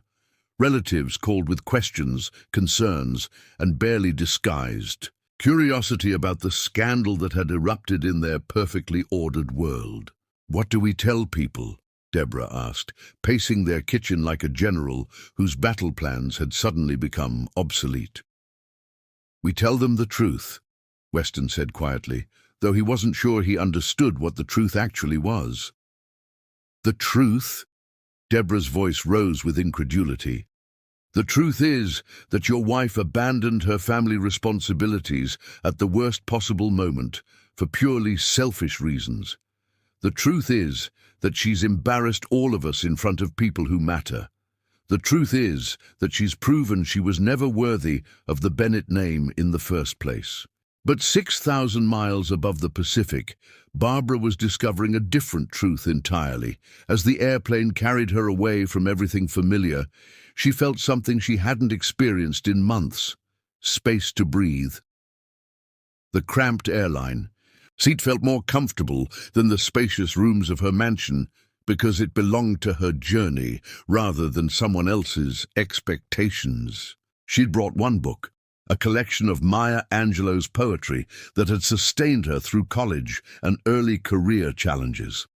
Opening it felt like greeting an old friend who'd known her before she became someone else's project for improvement. "There is no greater agony than bearing an untold story inside you," she read. And for the first time in months, Barbara felt the possibility of telling her own story instead of performing someone else's script. The flight attendant offered her champagne, and Barbara accepted with the simple pleasure of making a choice because she wanted to, not because it was expected or appropriate or aligned with family preferences. The bubbles tasted like freedom and possibility and the revolutionary idea that her happiness might actually matter. As the plane crossed into Hawaiian airspace, Barbara looked out the window at islands that rose from endless blue water like dreams made manifest. Somewhere below, her phone was buzzing with messages from a life that felt increasingly distant. But she was flying towards something that felt like home, even though she'd never been there before. In Atlanta, the first family members began arriving for what they expected to be a perfect celebration. Cousin Theodore and his new wife pulled up to Magnolia Grove with flowers and wine, ready to praise Barbara's hostessing skills and enjoy the magical evening they'd been promised. Instead, they found Weston in the kitchen, staring at takeout menus, while Deborah made increasingly frantic calls to caterers who might be able to provide emergency Thanksgiving dinner for 42 people with 4 hours' notice. "I don't understand," Theodore said, setting down the wine bottle with the care reserved for handling potentially explosive materials. "Where's Barbara?" "She had a family emergency," Deborah replied carefully, her version of truth sculpted to minimize scandal while maximizing sympathy for their impossible situation. But explanations became harder with each arriving relative. Uncle Edmund himself appeared at 3 o'clock, expecting to be honored at the family celebration that had been planned for months in his honor. Cousins who'd flown in from Charleston and California and Colorado found themselves in a mansion filled with chaos instead of the elegant hospitality they'd been promised. By 4 o'clock, it became clear that no amount of money or influence could conjure Thanksgiving dinner from nothing on 4 hours' notice. The Bennett family, accustomed to excellence in all things, faced their first public failure in decades, and it was entirely due to one woman's refusal to sacrifice herself for their expectations. "This is a disaster," Deborah whispered to Weston as they watched relatives mill around the kitchen, offering to help with preparations that didn't exist. "How do we recover from this?" But Weston wasn't thinking about recovery. He was thinking about the woman he'd married, brilliant, passionate, full of life, and trying to understand when she'd started to seem so tired, so diminished, so unlike the Barbara who'd captured his heart with her intelligence and fire. Somewhere over the Pacific, Barbara was watching the sunset paint the sky in shades of pink and gold that no one had ever told her were inappropriate for Bennett wives. She was flying toward an island where she could walk on beaches warmed by ancient sunshine, where she could laugh without checking to see if anyone was watching, and feel something stirring in her chest that she'd almost forgotten existed, the possibility of becoming herself again. The plane descended toward Maui, carrying her toward a future she was finally free to choose. Behind her, an ocean away, the Bennett family was discovering what happened when the woman they'd taken for granted finally decided she was worth more than their approval. The rebellion had begun, and there would be no easy way back from this moment of perfect, terrifying freedom. Chapter 8. Awakening in Paradise. Maui rose from the Pacific like something conjured from dreams and ancient prayers. Its volcanic peaks crowned with clouds that seemed to whisper secrets of transformation. The plane descended through tropical air that tasted of plumeria and possibility, carrying Barbara toward an island that promised nothing except the radical freedom to be exactly who she was.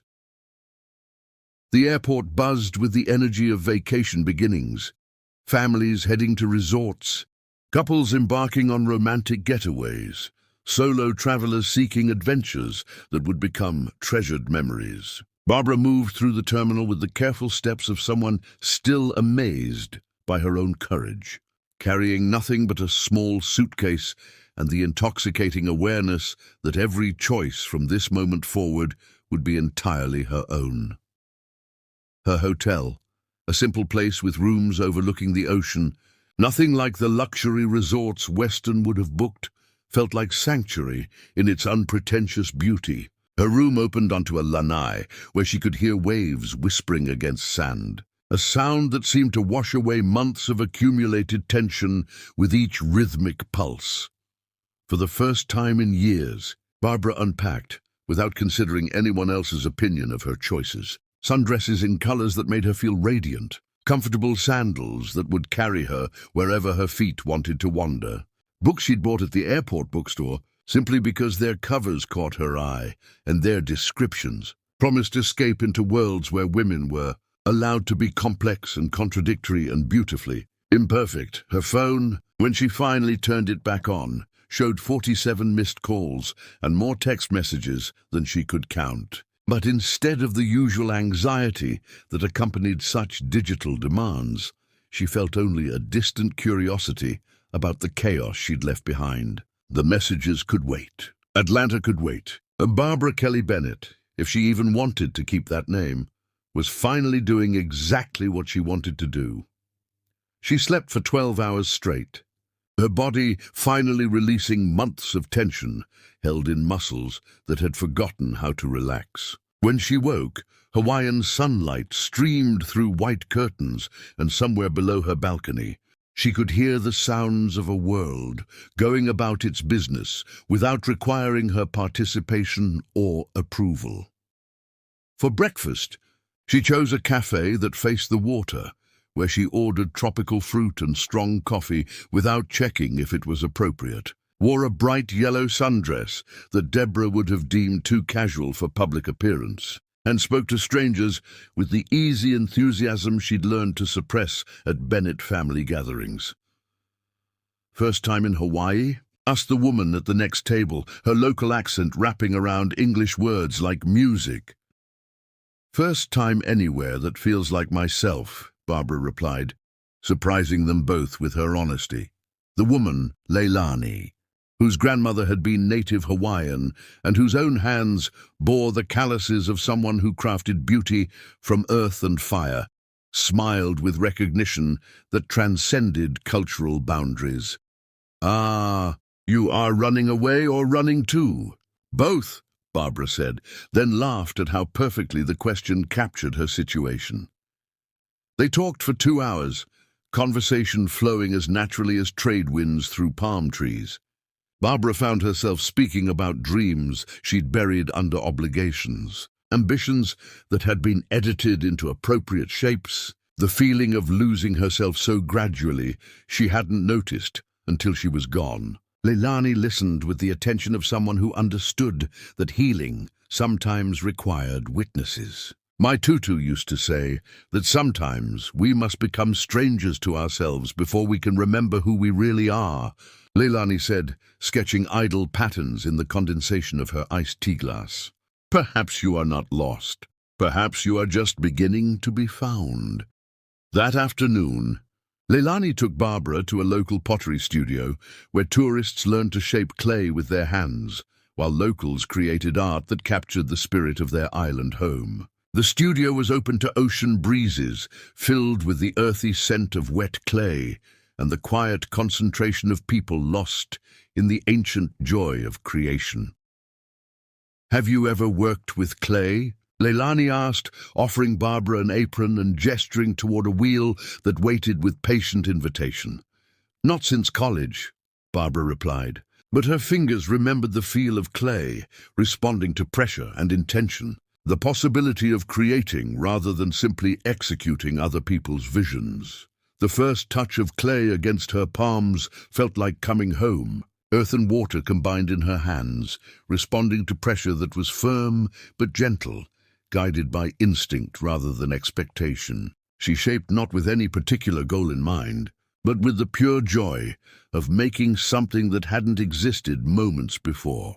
"You work like someone who has been holding her breath for a long time," Leilani observed, watching Barbara lose herself in the rhythm of creation. Hours passed unnoticed. When Barbara finally stepped back from her wheel, she saw something she hadn't created in months. Beauty that emerged from her own vision, unedited by other people's standards or expectations. The vessel wasn't sophisticated or technically perfect, but it was entirely, authentically hers, curved like cupped hands, ready to hold whatever life might pour into them. That evening, she sat at a beachside restaurant carved into volcanic rock, eating fresh fish and watching the sunset paint the sky in colors that existed nowhere else on Earth. The diners chatted in languages she couldn't understand, but she felt part of the human symphony rather than isolated by difference. This was what belonging felt like when it wasn't conditional on performance. Her phone buzzed with another call from Weston. She let it go to voicemail, but found herself curious about his message. When she finally listened, his voice sounded hollow with confusion and something that might have been the beginning of understanding.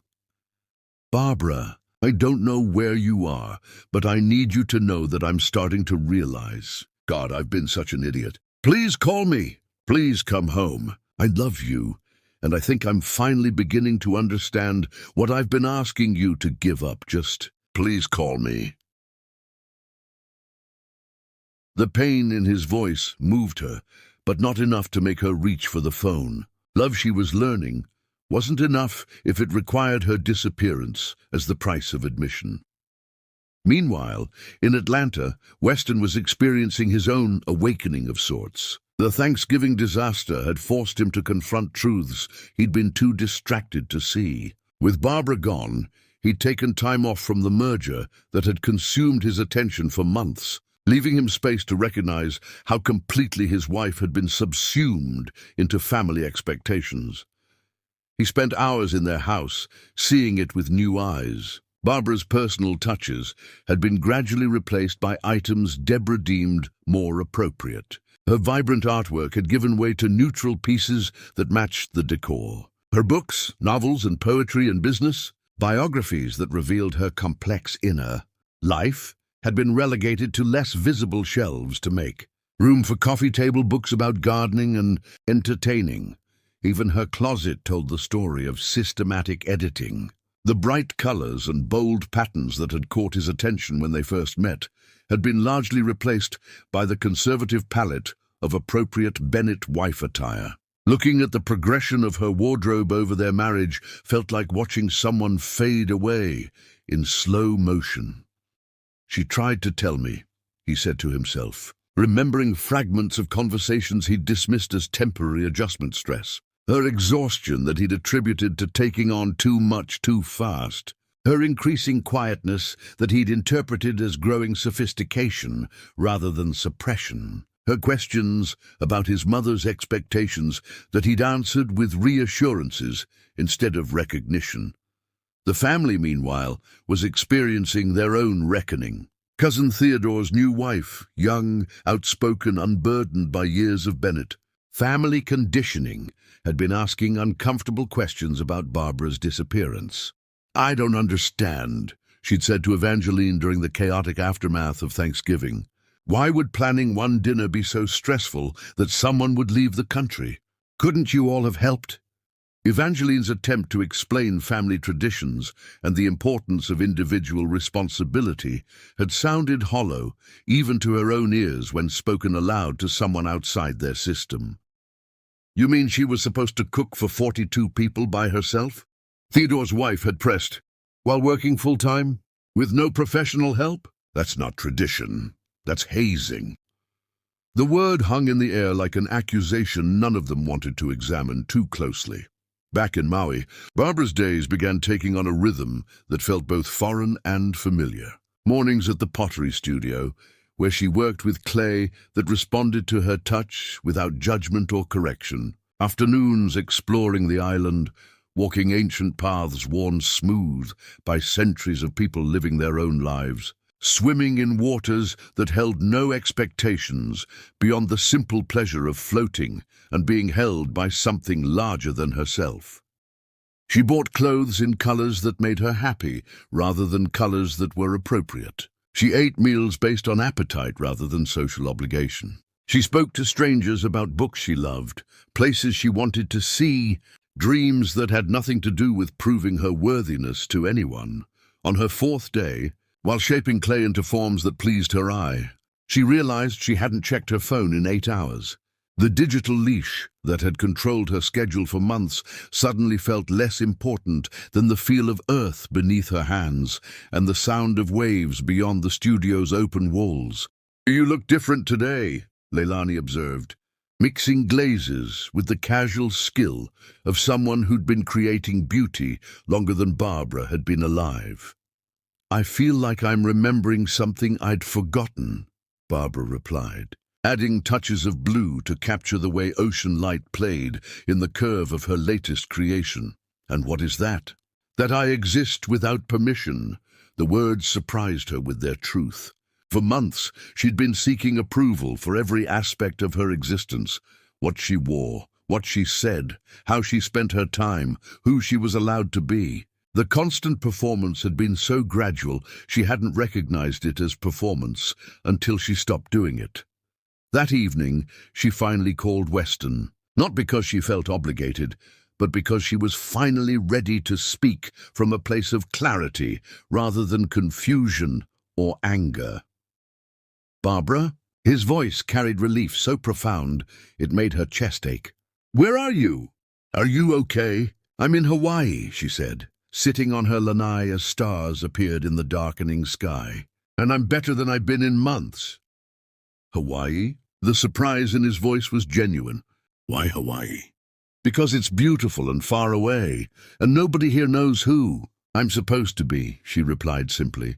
They talked for an hour, the longest uninterrupted conversation they'd had since their honeymoon. He told her about the family's reaction, his mother's shock, his own growing understanding of what their marriage had become.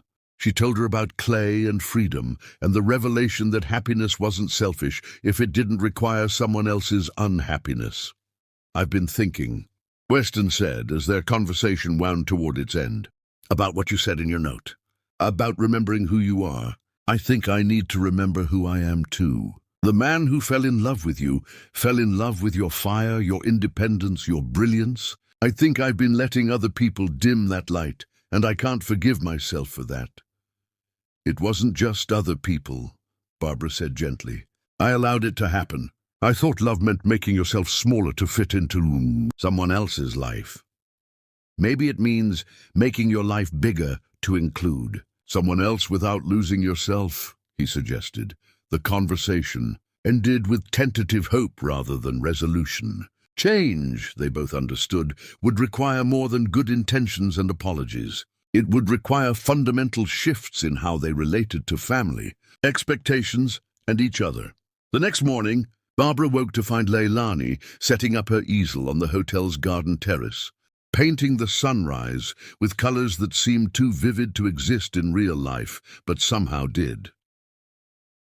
"I thought you might want company for your morning creation," Leilani said with a smile. "Today feels like a day for big visions and bold colors." As Barbara mixed clay and prepared to shape another piece of her healing, she felt something she hadn't experienced in months, anticipation for what she might create rather than anxiety about what others might expect. The day stretched ahead full of possibility, and for the first time since her wedding, she was the author of her own story. But even in paradise, she could feel the pull of home and responsibility, the magnetic force of love complicated by history and hope. Soon, she would have to decide what came next, but not today.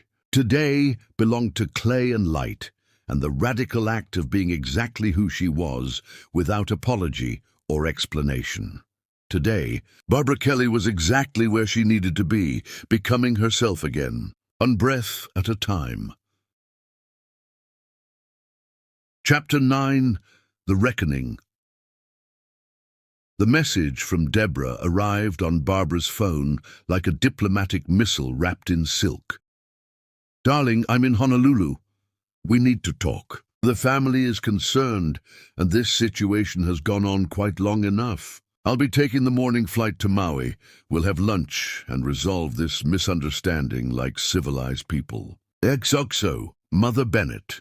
Barbara stared at the screen while her coffee grew cold in the Hawaiian sunshine. Even from across an ocean, Deborah had managed to transform her escape into a situation that could be resolved through proper management. The presumption that she would simply make herself available for lunch, as if she was still operating within the system of expectations she'd fled, struck her as both predictable and infuriating. Trouble in paradise. Leilani asked, appearing with her own coffee and settling into the chair across from Barbara at their usual cafe table. "My mother-in-law is coming," Barbara said, showing Leilani the message. "She seems to think this is all a misunderstanding that can be cleared up over a nice meal and reasonable conversation." Leilani read the message with the kind of careful attention she usually reserved for studying the way light fell across clay. "Before adding glaze, she speaks to you like you are a child who has misbehaved," Leilani observed, "not like a woman who has made a choice she does not approve of." The accuracy of that assessment hit Barbara like a revelation. Even now, even after she'd literally fled the country to escape the constant micromanagement of her existence, Deborah was approaching her as someone whose autonomy was conditional and revocable rather than fundamental and non-negotiable. "What will you do?" Leilani asked.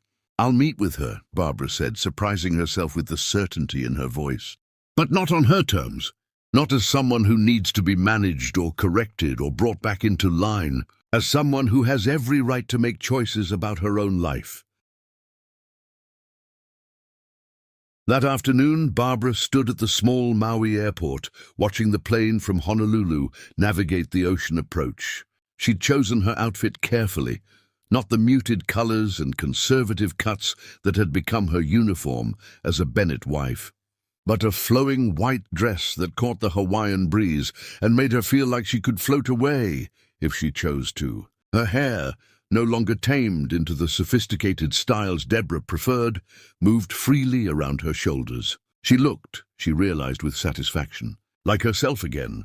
Deborah emerged from the plane like a general surveying conquered territory, her silver hair perfectly arranged despite the inter-island flight. Her expression carrying the confident displeasure of someone accustomed to having her authority acknowledged without question. She wore cream-colored linen that probably cost more than most people's monthly salary, and walked with the bearing of someone who expected the world to rearrange itself around her convenience. But when she saw Barbara, really saw her, standing confident and radiant in the Hawaiian sunshine, something flickered across her features.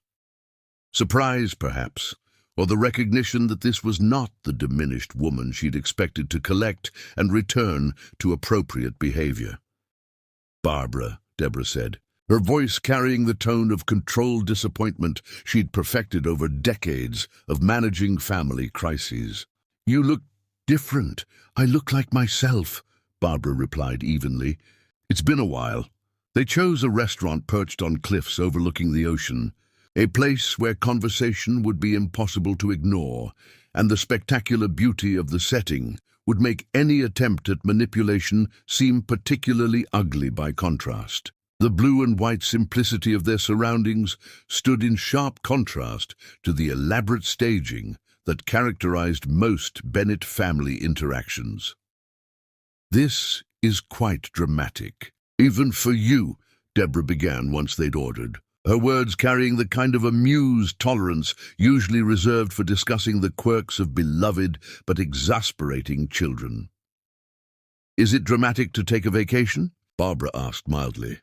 "It's dramatic to abandon your family on the most important holiday of the year, leaving 42 people to fend for themselves because you decided to have some sort of episode."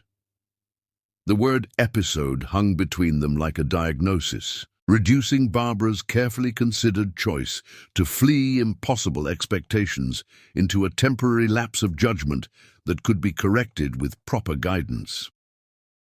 "It wasn't an episode," Barbara said, her voice remaining calm while something steel-like solidified in her spine. "It was a decision, a conscious choice to stop sacrificing myself for other people's approval." "Sacrificing yourself." Deborah's perfectly modulated voice rose slightly. "My dear, we offered you everything. A place in one of Atlanta's most prominent families, a lifestyle most women would kill for. The chance to be part of something larger and more meaningful than whatever small ambitions you might have harbored on your own. And all it cost was my identity." "Your identity," Deborah repeated with the kind of dismissive emphasis usually reserved for discussing imaginary ailments.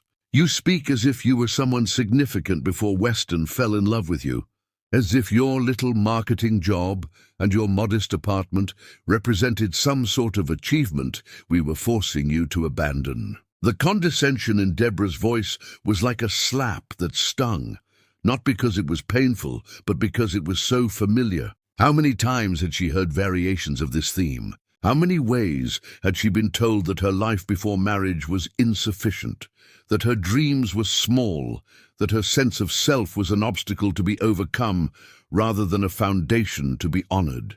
"I was someone," Barbara said quietly. I was someone who knew what she wanted, who trusted her own judgment, who didn't need permission to exist. I built a career from nothing, supported myself, created a life that was mine. That's not small, that's everything. And what is it now? What have you created here? Deborah gestured toward the restaurant, the island, the life Barbara had been building for herself over the past week. You've run away from responsibility and created, what? A vacation that will end when your credit cards reach their limits. For a moment, the old Barbara, the one who'd been trained to absorb criticism and convert it into fuel for self-improvement, threatened to surface. But the woman who'd been shaping clay and swimming in ancient waters and remembering what her own laughter sounded like was stronger now. I've created space to breathe, Barbara replied. I've remembered what it feels like to make choices based on what I want instead of what's expected. I've discovered that I can be happy without constantly proving I deserve to be. And what about Weston? Deborah's voice took on the tone of someone playing her strongest card. What about the man who loves you, who's been worried sick, who doesn't understand why the woman he married has suddenly decided that marriage requires her to disappear? The question landed harder than the others because it touched the part of Barbara's heart that still ached with love and longing for her husband. But even that love, she'd learned, wasn't worth the price of her soul. Weston fell in love with someone who doesn't exist anymore, Barbara said. Someone who was edited and refined and diminished until she fit your definition of appropriate. If he wants me back, it can't be as your project for improvement. It has to be as myself, messy, complicated, unedited, real.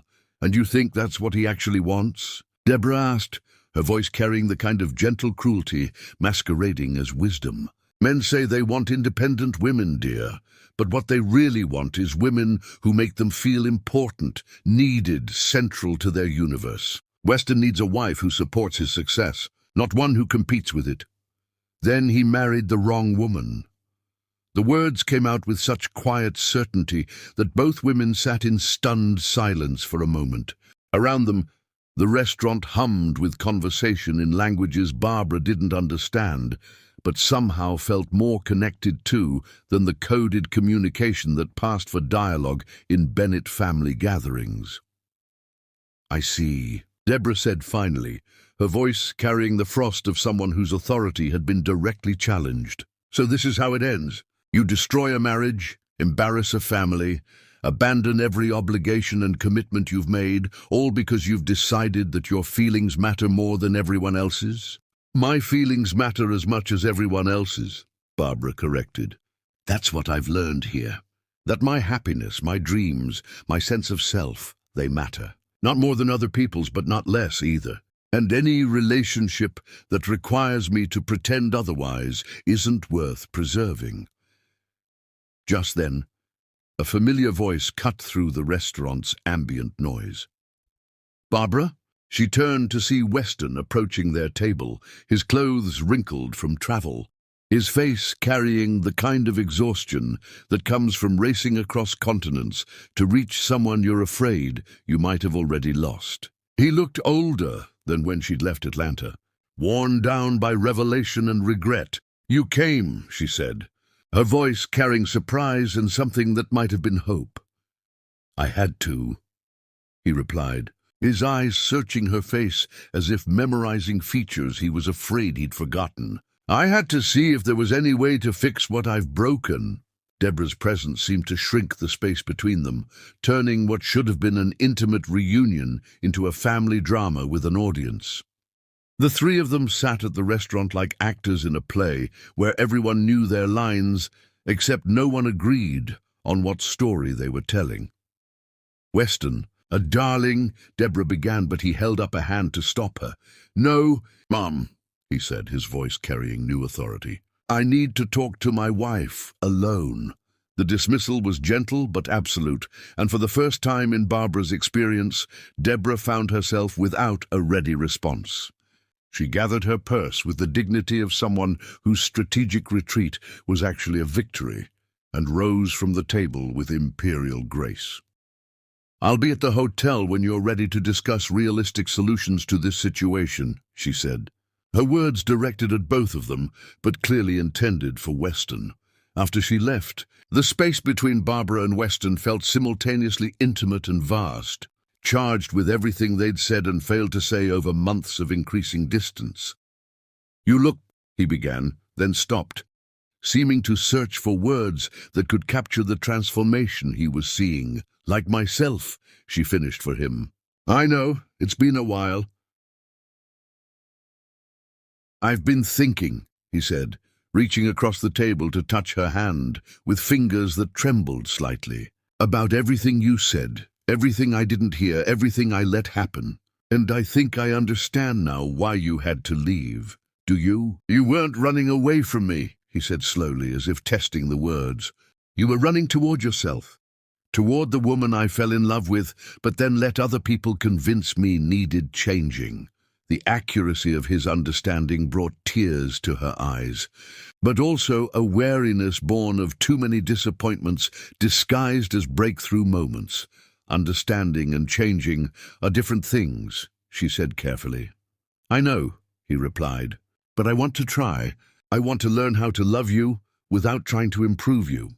I want to remember what it felt like when your independence was one of the things I admired most about you, instead of something that needed managing."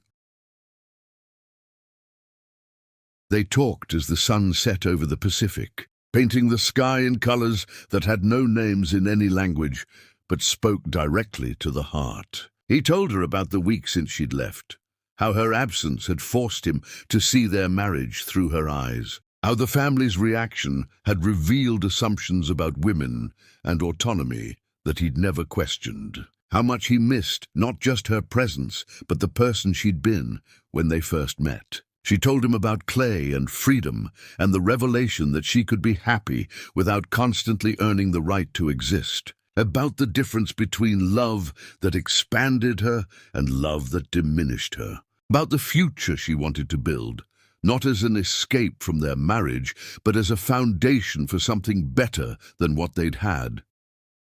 "I want to come home," she said finally, "but not to the life I left. I want to come home to a life we build together, where my dreams matter as much as family expectations, where I'm your partner instead of your project." "What would that look like?" he asked. "It would look like choosing each other every day instead of just accepting that we're stuck with each other. It would look like setting boundaries with your family about what they get to expect from us. It would look like me having a career and interests and friendships that don't require your mother's approval. And if she can't accept that?" Barbara looked out over water that stretched toward infinite horizons, toward possibilities that existed beyond the reach of anyone's disapproval. "Then she'll have to choose between having us in her life on our terms or not having us in her life at all," she said. "But either way, I'm done disappearing for other people's comfort." As if summoned by their conversation, Deborah appeared on the restaurant's terrace, her expression carrying the determined optimism of someone who'd spent the intervening hours planning her approach to bringing two wayward children back into line. "I hope you've both come to your senses," she said, settling back into her chair with the confidence of someone whose authority had never been successfully challenged. "This has been a valuable learning experience, but it's time to return to reality. Weston, your business is suffering from your absence. And Barbara, there are several family obligations that require immediate attention." The presumption in her voice that their private conversation had been mere preliminary to returning to her management crystallized something in Barbara's chest. "No," she said simply. "I beg your pardon?" "I said no. I'm not returning to reality. I'm staying in it. This is reality. Me being happy, making my own choices, existing without your permission or approval. That's reality." "Barbara," Deborah's voice carried the warning tone of someone whose patience was approaching its limits. "I'm not finished," Barbara continued, her voice steady and clear as morning light on water. "I'm done being managed and corrected and improved. I'm done making myself smaller to fit into your idea of appropriate.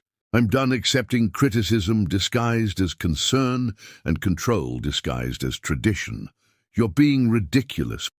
I'm being honest. For the first time in our relationship, I'm being completely honest about who I am and what I want and what I'm willing to accept. Barbara stood, her white dress catching the evening breeze, like sails filling with wind. I love your son. I want to build a life with him, but that life will be ours to design, not yours to dictate.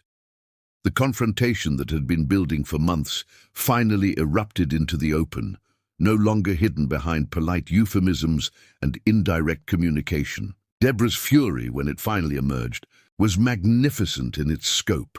Decades of assumed authority challenged by a woman who'd finally learned to value her own opinion as much as everyone else's. But for the first time, Barbara met that fury without flinching, without apologizing, without trying to manage other people's emotions at the expense of her own truth. The reckoning had arrived, and she was finally ready for it. Chapter 10. Coming home to herself. 3 months later, Barbara stood in the kitchen of their new home in Barcelona, watching the Mediterranean sunrise paint their terrace in shades of gold and possibility. The apartment belonged entirely to them, chosen together, filled with light and the sound of her own voice speaking Spanish with improving confidence. Their marriage had required complete reconstruction from a foundation of mutual respect rather than complementary expectations. They'd returned to Atlanta together after Hawaii, but not to resume their old life. Instead, they'd spent months dismantling the elaborate performance their marriage had become and discovering what remained when they stripped away everything imposed from outside. The conversation with Deborah had been the most difficult. The ultimatum came with surgical precision: conform to family expectations or face gradual exile from the Bennett Empire. My wife's happiness isn't temporary rebellion, Mom, Weston had replied with finality that surprised them all. It's permanent priority. Barbara had started her own consulting firm, specializing in digital marketing for small businesses. Weston restructured his relationship with the family business, establishing clear boundaries. The European expansion provided perfect justification for relocating to Barcelona, where they could build their life according to their own vision. Any regrets? He asked, settling beside her on their terrace with his morning coffee. I regret that it took me so long to find my voice, she said finally. But the rest? The fighting, the leaving, the starting over. Those weren't mistakes. They were the most important things I've ever done. That evening, they attended a neighborhood festival celebrating autumn harvest. Barbara wore a dress that would have horrified Deborah, flowing fabric in sunset colors, shoes chosen for dancing rather than propriety. She spoke Spanish with enthusiastic imperfection, laughed without checking the volume, and danced with her husband under string lights. Do you think she'll ever forgive us? Weston asked during a quiet moment. Your mother? I think forgiveness requires understanding, and I don't think she understands yet what we've chosen or why. Barbara looked up at stars visible despite the city lights. But we can't wait for her approval to live our lives. Later that night, Barbara's phone buzzed with a text from Evangeline Ross. Saw your Barcelona photos on social media. You look radiant. Serafina and I have been talking about taking art classes. Would you recommend it? Barbara smiled, recognizing the careful language of someone testing the waters of her own rebellion. She typed back, Art saved my life. So did remembering that I had the right to save it. Call me if you want to talk. The response came immediately. I would like that very much. Perhaps some of the other wives would discover, as Barbara had, that love was only worth having if it didn't require erasure as the price of admission. A year later, Barbara stood in her first solo art exhibition in a gallery tucked into Barcelona's Gothic quarter. Her paintings lined white walls like windows into different ways of seeing, water and light, and freedom captured in brushstrokes that spoke of journey rather than destination. Weston moved through the crowd with quiet pride, introducing himself as Barbara's husband, rather than the other way around, supporting her moment in the spotlight rather than eclipsing it. Near the gallery's entrance, a new painting caught the evening light, a woman in flight, arms outstretched, hair streaming behind her as she soared over infinite horizons. Barbara had titled it Thanksgiving, though it depicted no turkeys or autumn leaves, only the image of someone who'd finally learned the difference between gratitude and sacrifice. "No regrets?" Weston asked, the question that had become their touchstone. "Only that it took me so long to learn that the most rebellious thing a woman can do is refuse to disappear for other people's comfort," she replied, and Barbara. Kelly Bennett walked into that night knowing she'd finally answered the question that had haunted her since her wedding day. What did it mean to belong to someone without losing yourself? It meant choosing each other daily while remaining whole individuals. It meant supporting each other's dreams instead of editing them for appropriateness. It meant building love on a foundation of mutual respect rather than complementary expectations. Most importantly, it meant remembering that the greatest love story ever told wasn't about two people becoming one, but about two whole people choosing to share their completeness with each other. Barbara had finally come home, not to a place, but to herself.